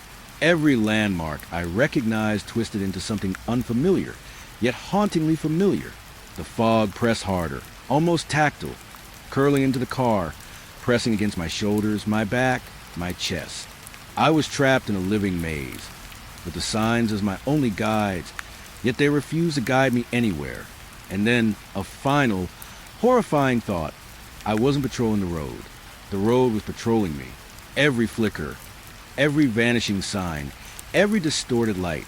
It was alive, watching, shaping me, teaching me that I could never leave. I understood then that no matter how far I drove, no matter how fast, no matter how desperately I tried. The road would always be there, stretching, twisting, bending reality until I was nothing but a ghost behind the wheel. I drove on. The fog wrapped tighter. The signs flickered faster. The lights vanished completely. Time fractured, stretched, folded over itself. I had no sense of how long I'd been there, no sense of distance traveled, no sense of escape. Only the road, only the flickers, only the cold certainty that I was lost. And I understood, finally, fully, that the road didn't just claim the body. It claimed your senses, your memory, your mind. It erased the world outside its grip and replaced it with this endless, flickering nightmare. And I was inside it, completely. I don't remember when the world stopped behaving normally. Not in the way most people think of strange. It wasn't a sudden shift, a flash of light, or a scream in the dark. It was subtle at first, like a cracked pane of glass distorting everything it reflected. The road, my road, was different. The asphalt seemed to ripple under the tires, the edges of the lanes stretching outward, curling into shapes I could name. I felt like I was driving on water, but the sound of the engine told me otherwise. Time had started to break. Clocks on the dashboard spun backwards, forwards, then froze entirely. My own reflection in the rear-view mirror blurred and warped as if the glass had melted. And sometimes, just for a moment, I caught glimpses of myself standing outside the car, pale and wide-eyed, staring back at me. I wanted to tell myself I was hallucinating, that the exhaustion and isolation had finally consumed me. But every instinct screamed that this was something else. Something older, patient, deliberate. The mile markers had long since stopped making sense. Numbers flickered, twisted, doubled, and then vanished. I remember reaching what should have been mile 59. The marker was there, a simple white rectangle reflecting the headlights. I blinked. When I opened my eyes again, it had changed. 59 was now 12. Or was it 24? I couldn't tell. I drove on, clutching the wheel so tightly my fingers ached. Tried to ground myself in the familiar rhythm of the engine, the fog, the tires on asphalt, and then the signs began to disappear altogether. The yellow diamonds that warned the curves, the rectangles indicating speed limits, the green signs pointing toward exits. They flickered, shimmered, and vanished into thin air. I could see the outlines of trees, the vague contours of fields, but they seemed wrong somehow. Too tall, too close. Shadows moved to the edges of my headlights, stretching across the asphalt like black fingers reaching for me. I tried to call dispatch. My hand trembled as I keyed to my dispatch. I'm not sure where I am. Over. Static. And then, faintly, almost impossibly, voices. Old calls. Fragmented. Unit 12. Unit 7. Unit 19. Pleas for help. Names I had memorized from reports. Voices I should have only remembered in memory. But now, they were here, whispering through the radio, through the car, through the fog. I wanted to laugh, to scream, to throw the radio out the window, but my body wouldn't cooperate. My hand stayed on the wheel, my foot stayed on the gas, my mind trapped in a loop of terror. The fog grew thicker, heavier. It pressed against the car, curling around the tires, sliding over the hood, filling the mirrors. It wasn't just air anymore. It had texture, weight. I could feel it pressing into my shoulders, my chest, as if the night itself were trying to fold me into it, to consume me. I tried to shake it off, rolled down the window for a breath of fresh air, but the fog slithered inside, damp and cold, smelling faintly of iron and wet soil. My lungs burned, my chest tightened, but I couldn't stop. I couldn't stop moving forward, even though every instinct screamed that moving forward was pointless. The road began to distort physically, subtly at first. The horizon stretched impossibly far, a straight line that never ended. Trees bent toward me, shadows twisting around trunks, branches curling like claws. I passed a curve I knew well, sharp, dangerous, and it stretched into infinity, bending impossibly to the left before snapping back into view like it had never been a curve at all. I felt like I was trapped in a funhouse mirror, a reflection of reality warped and endless, the rules of physics irrelevant. Time fractured more violently. I glanced at the dashboard clock. It spun backwards and forwards, then stopped. I tried to measure the seconds in my head, counting over and over, but my own voice started to echo back to me, delayed, distorted, layering over itself. Each repetition made me feel older, lighter, smaller. I felt my consciousness being pulled, stretched, folded into the rhythm of the road itself. The mile markers had returned, or at least something resembling them. Numbers flashed by at impossible speed, then slowed to a crawl. 1, 2, 3, 1, 2, 3, 59, 24. They made no sense. I didn't care. My eyes watered, my stomach churned. I gripped the wheel so hard I thought I might crush it, trying to hold on to any semblance of reality. And then the road began to swallow everything else. The trees, the fog, the asphalt. It all dissolved into a void, leaving only the headlights illuminating a narrow, impossible path. The edges of the road bled into darkness, so deep it felt alive. I could hear it then, a low, resonant hum, vibrating through the tires, through the car, through my bones. It was patient, waiting, deep, and I realized with a gut-deep certainty that the road itself was alive. It wasn't just pavement. It wasn't just a stretch of asphalt through the county. It was something older, something vast, something that consumed everything it touched. I remember a curve coming up, familiar, gentle. I had driven it countless times, but as I approached, the asphalt split, bending downward like a tunnel into blackness. I felt my stomach lurch. The guardrails stretched and twisted like they were reaching for me, but not to protect me, to trap me, to hold me, to keep me moving forward, deeper into whatever this place was. The radio hissed again, a chorus of long-dead voices whisper my name, counting me down, guiding me, warning me. Unit 29, do you see it? Do you understand? Over. I swallowed hard. I didn't understand. I didn't want to understand. But deep in my chest, I knew the truth. The road didn't want to understand. It wanted me to obey, to drive, to keep moving, to exist inside its loop until I became part of it. Another voice in the static, another number in the endless sequence, another reflection in the rear-view mirror. I remember a moment where reality fractured completely. The headlights caught a glimpse of sign, or what I thought was a sign, floating in the void. It was massive, impossibly tall, stretching above me, the letters melting into shapes that weren't letters at all. I wanted to stop, to turn, to scream, but the car moved on instinct alone, tires gliding over a road that didn't exist in the way roads normally do. I was sliding, falling, driving, but not moving at all. I tried to call for help again. My voice cracked. Dispatch. I don't know where I am. Over.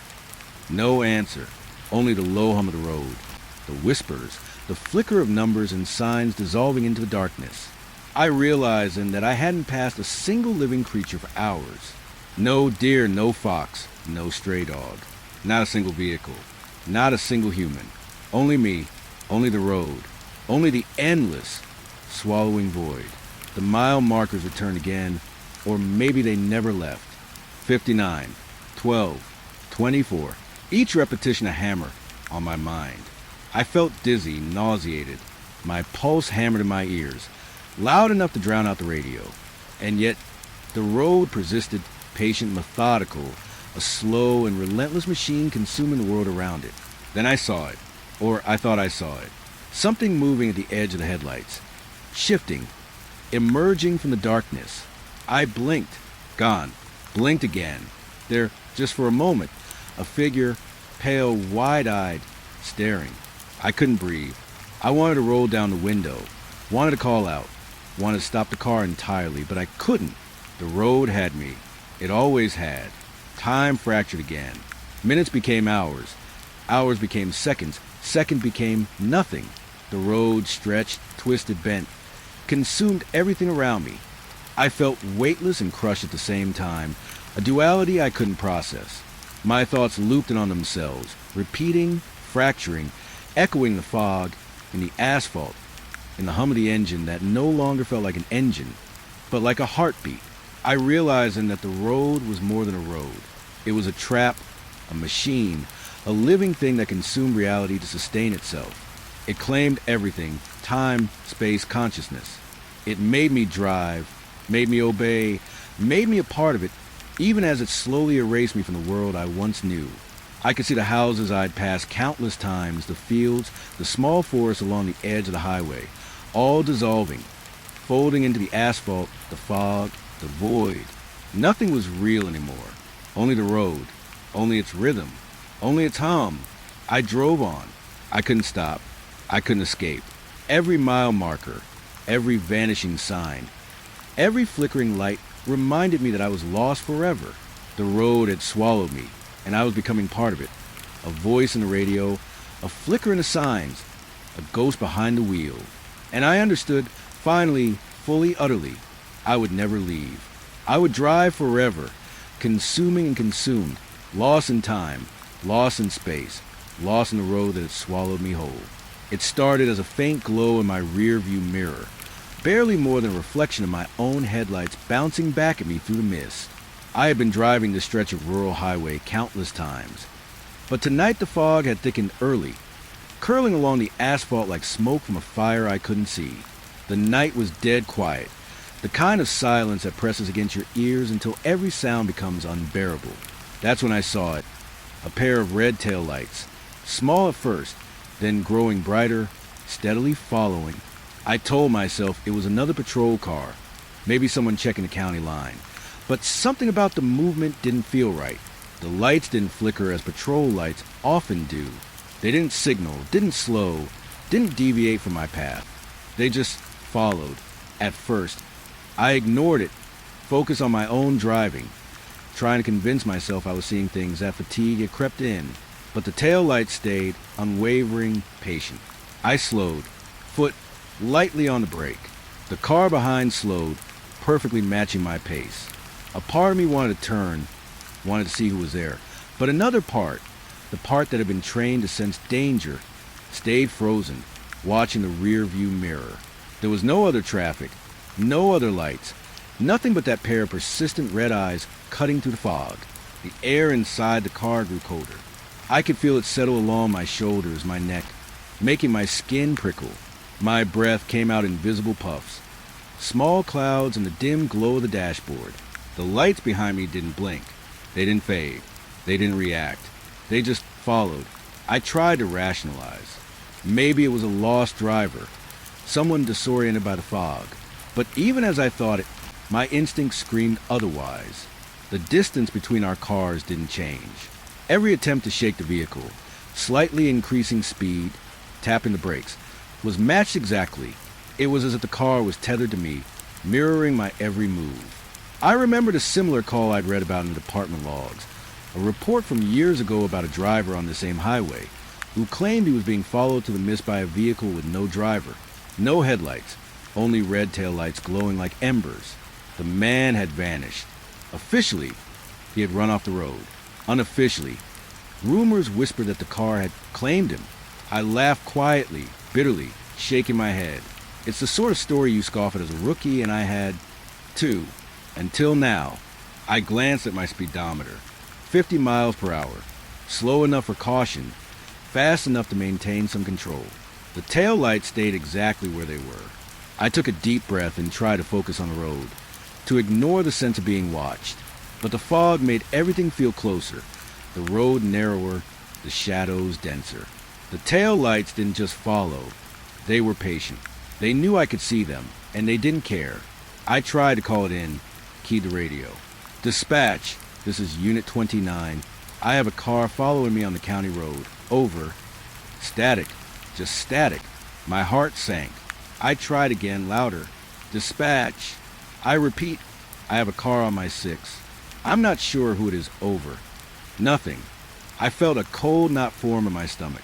The tail lights seemed to grow brighter, more distinct, as if feeding on my fear. I realized then that I wasn't just being followed. I was being studied. The car behind me didn't behave like a human driver. It didn't hesitate. It didn't glance away. It simply existed behind me, unyielding, unflinching, like a shadow given form. I adjusted the rear-view mirror, trying to catch a glimpse of the driver. My eyes strained against the fog. There was nothing. No shape, no reflection of a face. Just the lights, glowing red, tethered to me, mirroring every movement. The more I looked, the more I felt my pulse quicken, every nerve on edge. My hands were sweating, gripping the wheel until my knuckles turned white. I considered turning off the highway, taking a side road, trying to lose the car. I could feel the adrenaline coiling inside me, demanding action. But every turn I took, the vehicle followed perfectly, its red eyes sliding around corners, hugging the bends, cutting across fields when necessary, never missing a beat. It was impossible. It shouldn't have been able to do that. Yet there it was, always there. I told myself I was imagining it.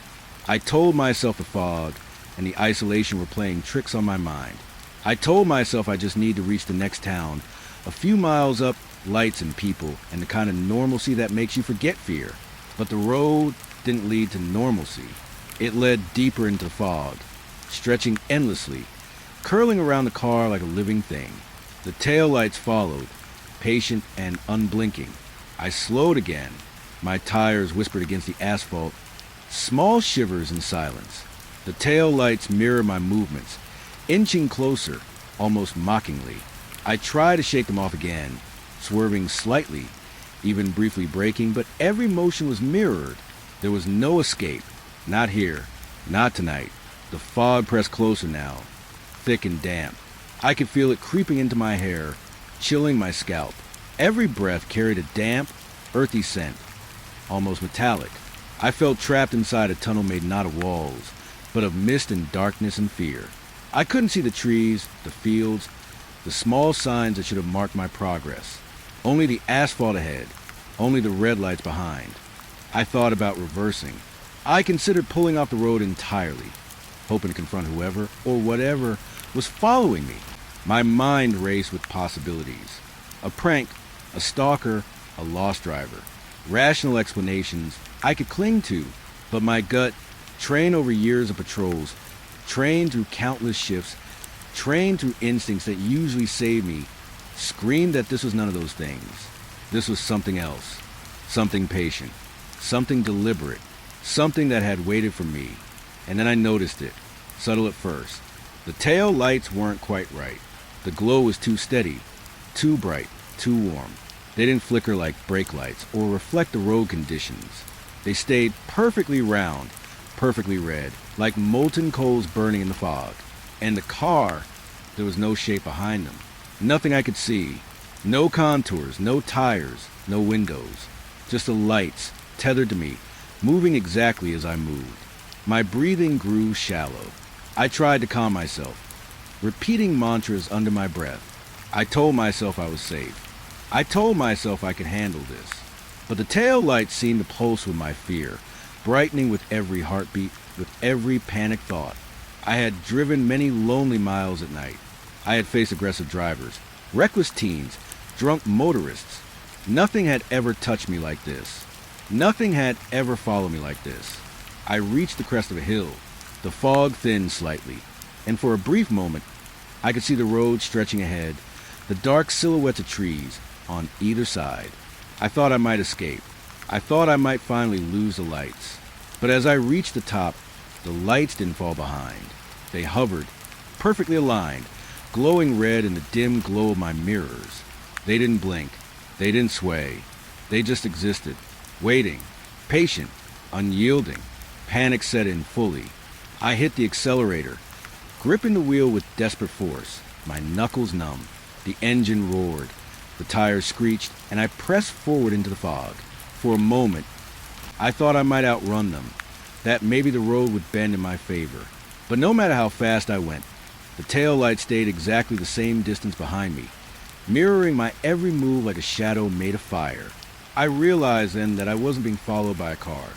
I was being followed by something that wore the shape of a car, something that could mimic reality perfectly, but wasn't bound by it.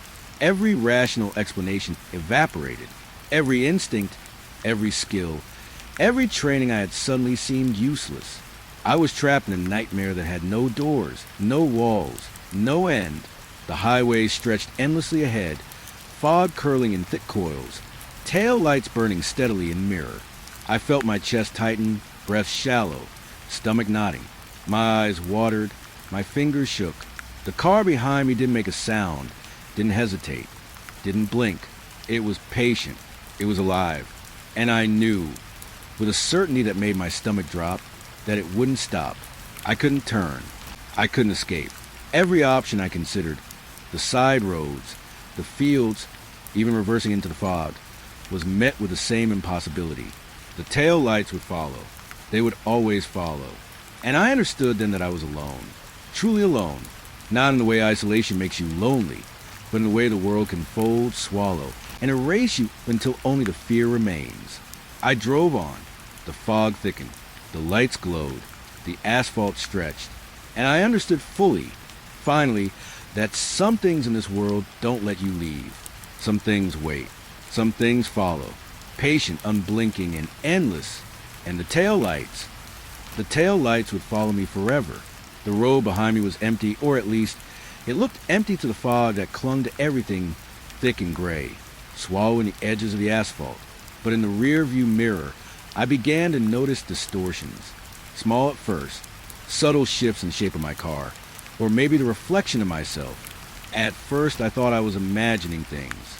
I'd been driving for hours in near total isolation. My eyes strained against the darkness. My mind stretched thin. Fatigue, I told myself. It had to be fatigue. But then the shapes began to move independently. Not in the world outside the windshield. No, the road, the trees, the fog were still as I remembered them.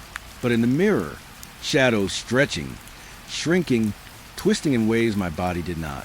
I caught a glimpse of myself, or something like me, in the mirror. My hands were on the wheel. Yes, but they seemed longer, thinner, the knuckles twisting unnaturally as they gripped the steering wheel. I flinched, and for a heartbeat, the reflection did not mimic me. It smiled. I slammed my eyes shut, hoping it would vanish. When I opened them again, the reflection was normal, or at least nearly normal. My own face stared back at me, pale in the glow of the dashboard, eyes wide with tension. But the corner of the mirror, I kept catching movement there.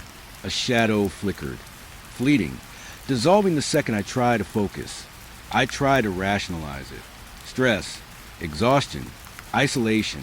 Every patrol officer's mind cracks at some point on lonely stretches like this. That had to be it. My brain, desperate for stimuli, creating shapes where there were none. I tried to laugh, small, hollow, hoping it would steady my pulse. But the laughter caught in my throat when the mirror changed again. This time it wasn't subtle. The car behind me appeared in the reflection, even though there was nothing outside the windshield. A dark vehicle, shapes shifting, edges bending as if the metal were fluid. Tail lights appeared and disappeared, pulsing irregularly, like the vehicle was breathing. I jerked my head, trying to see it through the rear window. Nothing. Absolutely nothing. The asphalt stretched empty into the fog. I swallowed hard, gripping the wheel until my knuckles whitened. I tried to force myself to look away from the mirror, to focus on the road, to measure the familiar lines of asphalt, the faint white lane markers. But the rear-view mirror kept drawing me in, pulling my gaze with an almost magnetic insistence. And every time I looked, the shadows shifted, forming shapes I couldn't name. Faces, maybe fleeting glimpses of figures sitting in the back seat, or standing behind me in ways that made no sense. I remembered an old case, one that haunted me even now. A patrol officer reported seeing passengers in the back seat of his vehicle, always fleeting, always gone the moment he tried to turn. He disappeared. I hadn't thought about that case in years. Until that moment, staring into the rear-view mirror, feeling that same cold dread tightening my chest. The reflections didn't obey reality. Sometimes my face would stretch, eyes widening impossibly, lips thinning until they were no longer mine. Other times, there were shapes behind me I knew weren't there, shadowy figures with elongated limbs, faces blurred and twisting, dissolving into smoke before my mind could fully register them. My heart hammered, my stomach knotted. My own reflection became alien. I reached up to adjust the mirror, telling myself maybe the angle was causing light to bend oddly, that the fog outside was refracting in strange ways. My fingers brushed the glass. The reflection didn't move with me. It tilted slightly, independent of my hand. My own fingers, slender, pale, twisting unnaturally, mirrored a motion I hadn't made. I gasped, my chest tightened. I wanted to stop the car, to pull over and escape, but the road ahead stretched infinitely, swallowed by fog. Turning back wasn't an option. Stopping might be worse. Something inside me told me to keep moving, keep watching, keep resisting, even though my mind was screaming that the reflection was no longer mine. The longer I stared, the more the shapes solidified. I caught glimpses of faces in the back seat, empty eyes staring at me, mouths opening in silent screams, twisting impossibly wide, disappearing before I could react. Once, I swear, I saw a hand emerge from the darkness behind me, pale and thin, pressing against a rear window, as if trying to reach inside the car. My pulse hammered in my ears. I yanked the wheel, shaking, trying to shake myself awake, but the shapes followed, always just out of focus, always just beyond clarity. The radio hissed to life. Not dispatch, not the hum of static, but voices, whispered, low, fragmented, overlapping. I couldn't understand the words, only the tone, urgent, mocking, patient. They seemed to come from the mirror itself. I shook my head, trying to block the sound, trying to force myself to focus on the road. But the voices persisted, growing louder as my reflection twisted further, until I could swear the figure in the mirror was leaning closer to me, grinning. I tried to call out, but my own voice felt weak, swallowed by the fog and the hum of the engine. "Hello?" I whispered, my throat tight, words barely escaping. My reflection smiled wider. The shadowy forms behind me shifted, leaning in closer, pressing against a reality that had no backseat to contain them. I blinked. Everything snapped normal for a second. The mirror reflected only the empty road behind me, the fog rolling silently in my own terrified face. My pulse slowed, my hand shook less. Relief washed over me, brief and deceptive. I tried to convince myself I had imagined it all. Just stress, just fatigue, just a long stretch of night, long hours alone, the mind playing tricks. But then the corner of the mirror flickered. Shapes returned, faces, hands, shadows stretching impossibly along the roof of the car. My breath caught in my throat. I couldn't look away. I couldn't stop looking. My mind tried to reason, tried to cling to rationality, but it was slipping, dissolving under the fog and the reflections that were not my own. I tried to drive faster. Maybe if I moved, if I reached the next town, the shapes would vanish. The mirror would return to normal. My hands gripped the wheel tight.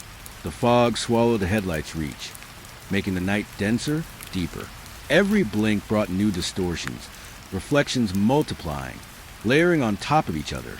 My own face fractured into pieces, eyes splitting, lips twitching. I screamed silently, but no sound emerged. The mirror was no longer a mirror. It was a window into something impossible, something that mirrored, twisted, and waited. Shapes moved, forming briefly into the semblance of human figures, then stretching into something alien, monstrous, impossible. I caught glimpses of officers I had read about in reports long ago, sitting in the shadows, staring at me with hollow eyes, mouths forming words I could not hear. I tried to cover the mirror, to block it with my hand. My fingers passed through the glass, not like it wasn't solid, not like it was air, like it resisted my touch in a way that felt alive, almost aware. My fingers trembled, the knuckles cracking as I pressed harder, but the reflections did not yield. They leaned closer, grinned, waited. The fog outside thickened, pressing against the car, cold and damp. I could feel it seeping through the seals, brushing my skin, curling around my shoulders. The shapes in the mirror pressed closer with it, synchronized, patient. I wanted to stop. I wanted to run. I wanted to pull off the road and escape the car, the reflections, the fog. But there was nowhere to go. The road stretched endlessly, curling into itself, consumed by darkness, swallowed by mist. I realized then that the reflections were not just reflections. They were memories, echoes, shadows of the lost, the long dead, faces of officers, drivers, travelers who had vanished on this stretch of highway, now folded into the glass, tethered to me, observing, judging, waiting. I tried to avert my gaze, try to close my eyes, try to ignore the mirror, but the reflection followed. It wrapped itself around my vision, around my thoughts, until I couldn't tell what was me and what was not me. Every blink, every glance, every heartbeat made it more real, more solid. And I understood then, fully, utterly, that some things in this world don't just reflect you. They consume you, folding your identity into theirs until there is nothing left. I drove on, hands trembling, pulse hammering. The road stretched endlessly ahead, fog thick and suffocating. Behind me in the mirror, shadows shifted, shapes multiplied, forms stretched impossibly, smiling silently, patient, unyielding. I knew then that I would never be alone, not while the mirror existed, not while the road existed, not while I existed. I understood then that some roads don't just trap your body. Some roads trap your perception, your mind, your identity. And this mirror, this cursed, impossible, shifting reflection, was the first step. I drove on. I hit the accelerator, not because I thought it would help, but because every instinct screamed that I had to move faster, had to escape. My tires bit into the asphalt, sending vibrations up through the wheel, but the car behind me didn't falter. The red glow in my rearview mirror stayed exactly where it was, patient and unyielding, following my every move like a shadow carved from fire. The fog had thickened, thick enough that I could barely see the edges of the road, barely make out the faint curve of the lane lines under the dim wash of my headlights. I told myself I was imagining things, that this was just fatigue, that my mind was fracturing after too many hours on patrol. But the tail lights stayed. They glowed unnaturally bright through the mist, burning through the darkness with steady intensity that made no sense. I glanced at my speedometer. 70 miles per hour, 80, 90. Every increase in speed was mirrored perfectly. The car behind me stayed the same distance, gliding silently over the asphalt, unblinking, unyielding. My pulse throbbed in my ears, every nerve screaming at me that this wasn't a vehicle I could outrun. It was something else, something patient, something that didn't breathe, didn't tire, didn't stop. I thought about calling it in, tried to key the mic. Dispatch, I need. The radio crackled, then fell silent. No response, only static. I shook my head, cursed myself for even thinking of hope. The tail lights were closer now, closer than they should have been, yet the fog was thick, the night vast. No human could maintain that pace, not without error, not without revealing themselves. But these lights, these impossible, steady, unblinking lights, knew no error. I forced myself to focus on a road. The asphalt stretched endlessly ahead, dim white lines glowing faintly beneath my tires. The surrounding trees pressed close, their silhouettes twisted and warped by the fog. Shadows moved at the edges of my vision, stretching unnaturally, bending toward me in slow, deliberate arcs. Every instinct screamed to look away, but I couldn't. My eyes were drawn to the rear-view mirror, to the red glow that refused to blink, refused to fade. I increased speed again, pressing past 90, past 100 miles per hour. My hands shook, gripping the wheel until my knuckles ached. The tires screeched against the asphalt when I hit curves, my stomach dropping with each bend. Yet the car behind me followed perfectly. It did not slow. It did not hesitate. Its glow remained steady, almost mocking in its patience. The silence in the world around me had grown absolute. No wind, no distant engines, no animals in the fields, only the hum of my tires, the growl of the engine, and that impossible red glow in the mirror. It was like the world itself had been erased, leaving only the road, my car, and that relentless presence. I tried to reason with myself. Rational explanations. Mechanical. Another vehicle. Someone playing a prank. Someone lost in the fog. But every rational thought fell apart under the certainty of what I saw. No driver could anticipate every curve, every shift, every speed change with perfect accuracy. No vehicle could move with such precision and persistence. And yet there was always there, waiting, following. I glanced at my side mirrors, trying to catch a glimpse from another angle. Nothing, just fog, nothing to account for the red glow in the rear-view mirror. My pulse hammered harder. My breath came ragged and uneven. I felt trapped, as if the road itself had narrowed, constricted around me, guiding me forward while my pursuer mirrored every movement with impossible exactitude. The trees along the side of the road bent, just barely perceptible, as if leaning in to watch. Shadows stretched across the asphalt, coiling like smoke around the tires. Every blink revealed slight changes. Twisted branches where there had been straight, dark shapes where there had been nothing. The road seemed alive, responsive to my fear, aware of every attempt to escape, every heartbeat. I thought about the patrol cases I had read about as a rookie, reports of vehicles appearing behind officers, following them for miles, sometimes disappearing without a trace, sometimes claiming the driver. I had laughed, dismissing them as folklore, but now, driving through this endless, fog-swallowed stretch of highway, I understood. The stories had not been cautionary. They had been warnings. My thoughts scattered, looping, spiraling. Each curve I took seemed to stretch longer, each straightaway unending. I couldn't measure distance. I couldn't measure time. The car behind me didn't tire, didn't falter, didn't blink.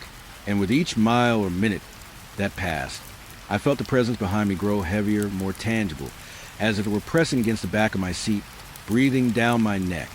I tried a desperate move, slammed the wheel left, veered sharply, thinking perhaps I could lose it in the twist of the road, in the bends, in the mist. But the lights mirrored me exactly, following every swerve, every acceleration, every slight turn. I forced myself to drive straight again, hands shaking, knuckles white, sweat stinging my eyes. The red glow remained impossibly bright, impossibly patient. The engine roared under me. Tires screamed against the asphalt.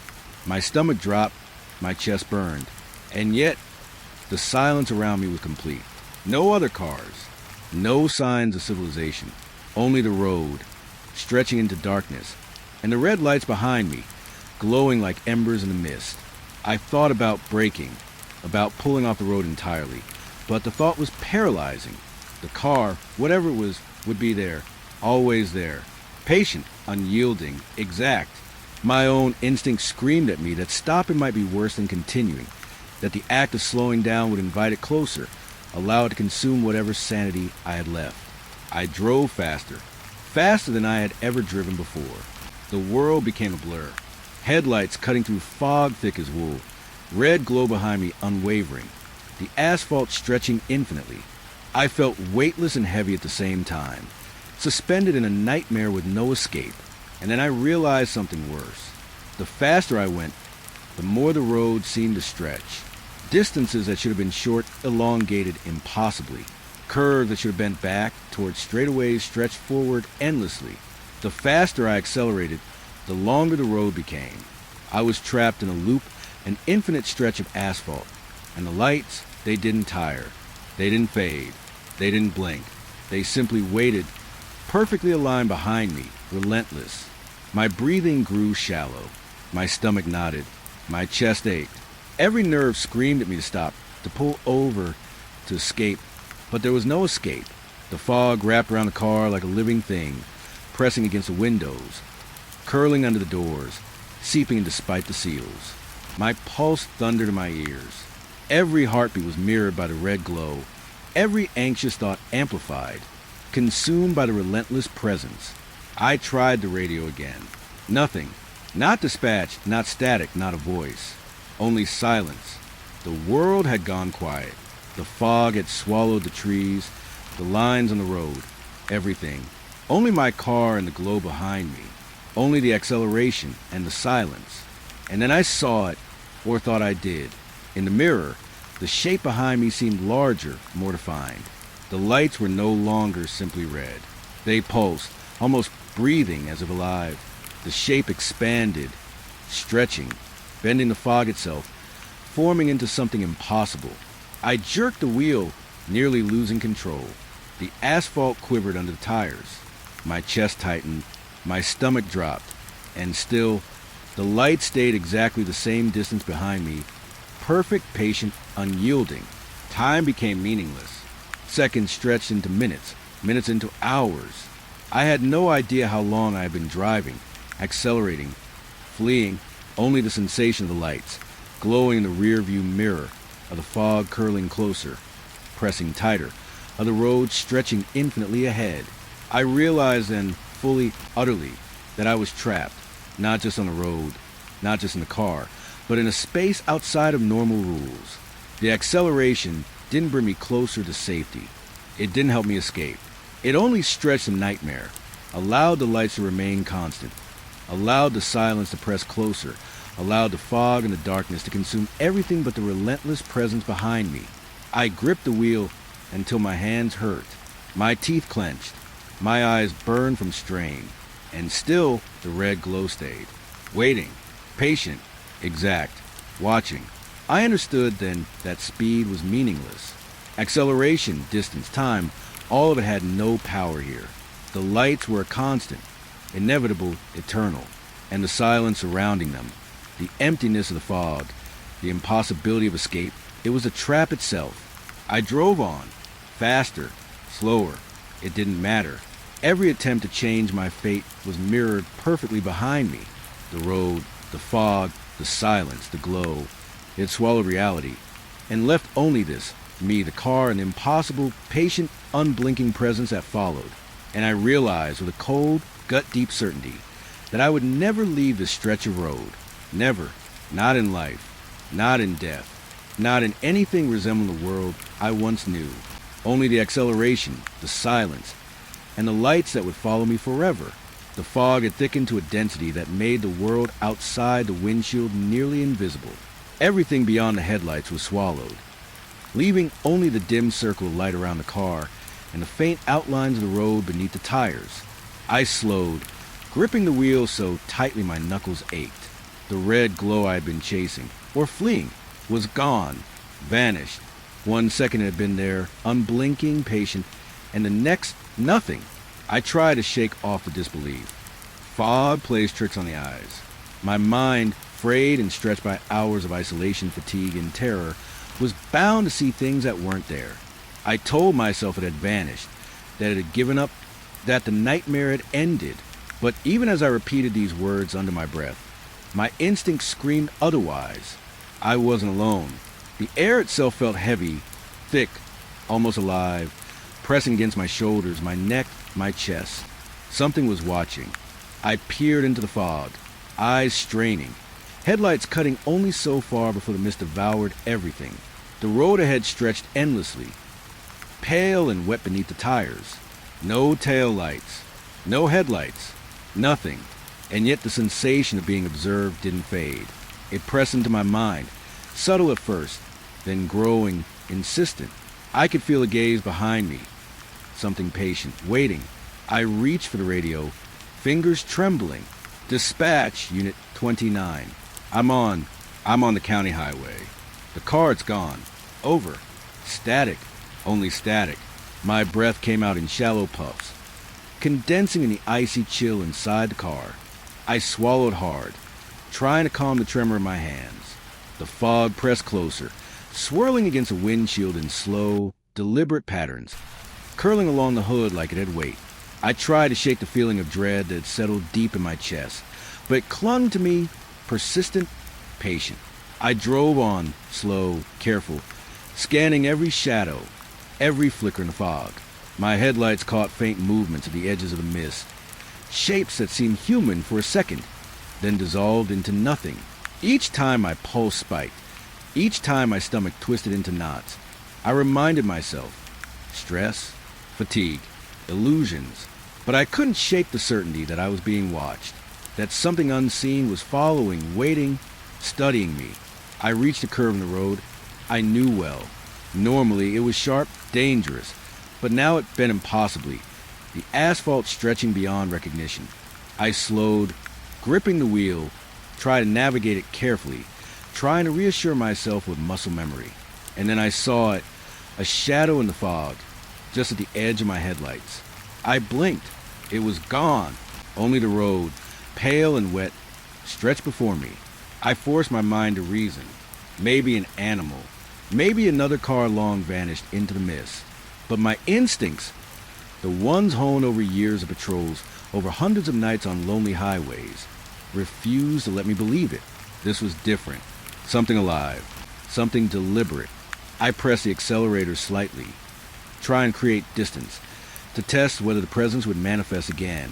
The fog swirled tighter around the edges of the car, curling along the mirrors, the doors, the tires, almost as if it were alive. I could feel it weight pressing in, a subtle, constant pressure that made my chest ache. And then I realized something worse. The car that had been following me hadn't just vanished. It had disappeared in a way that defied reality. No tire tracks, no sound, no light, nothing. The asphalt behind me was empty, flawless, untouched, as if the vehicle had never existed.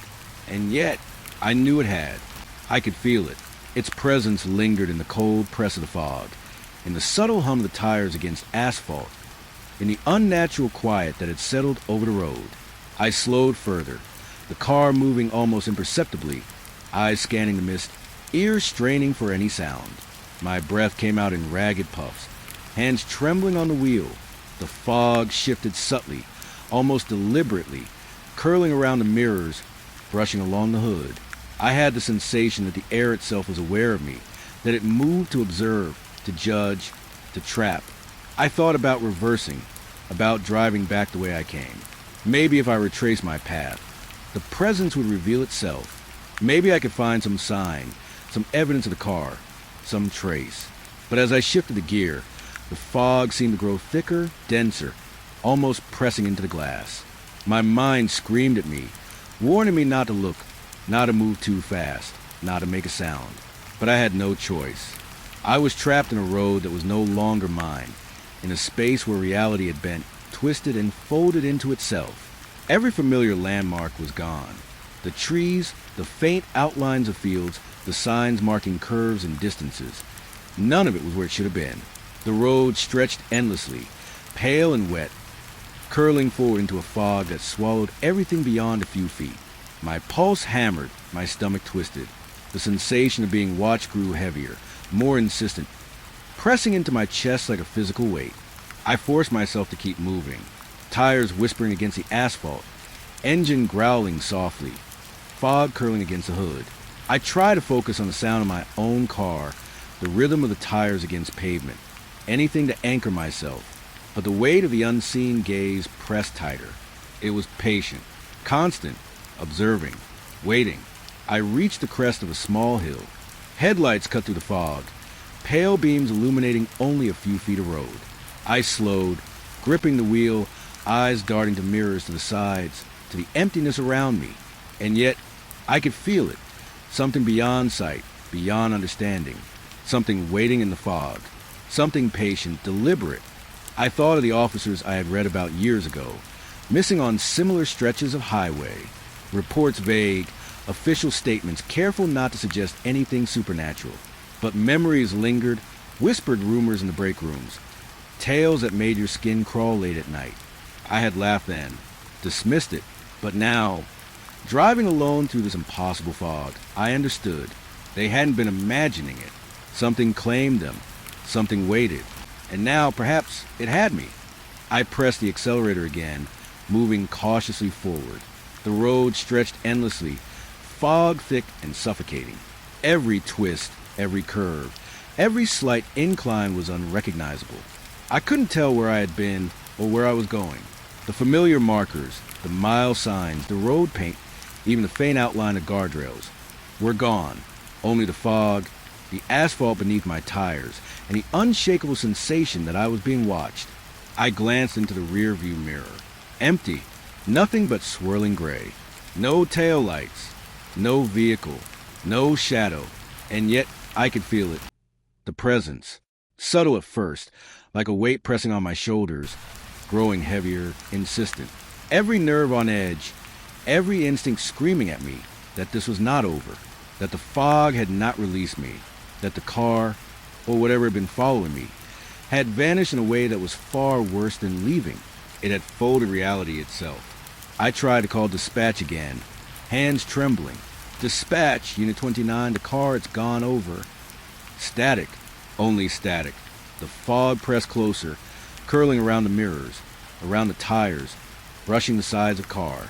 The air smelled damp and earthy, metallic almost, and I could feel it settling into my hair and my skin, wrapping around me like a shroud. I swallowed hard. My chest ached, stomach tight.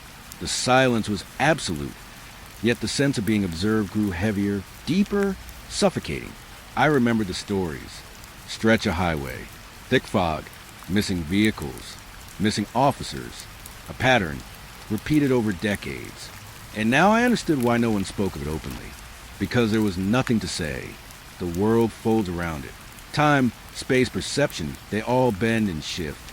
You see, you flee, you hope, and then, eventually, you vanish, folded into something patient, deliberate, eternal. The road stretched forward, twisting and curling endlessly.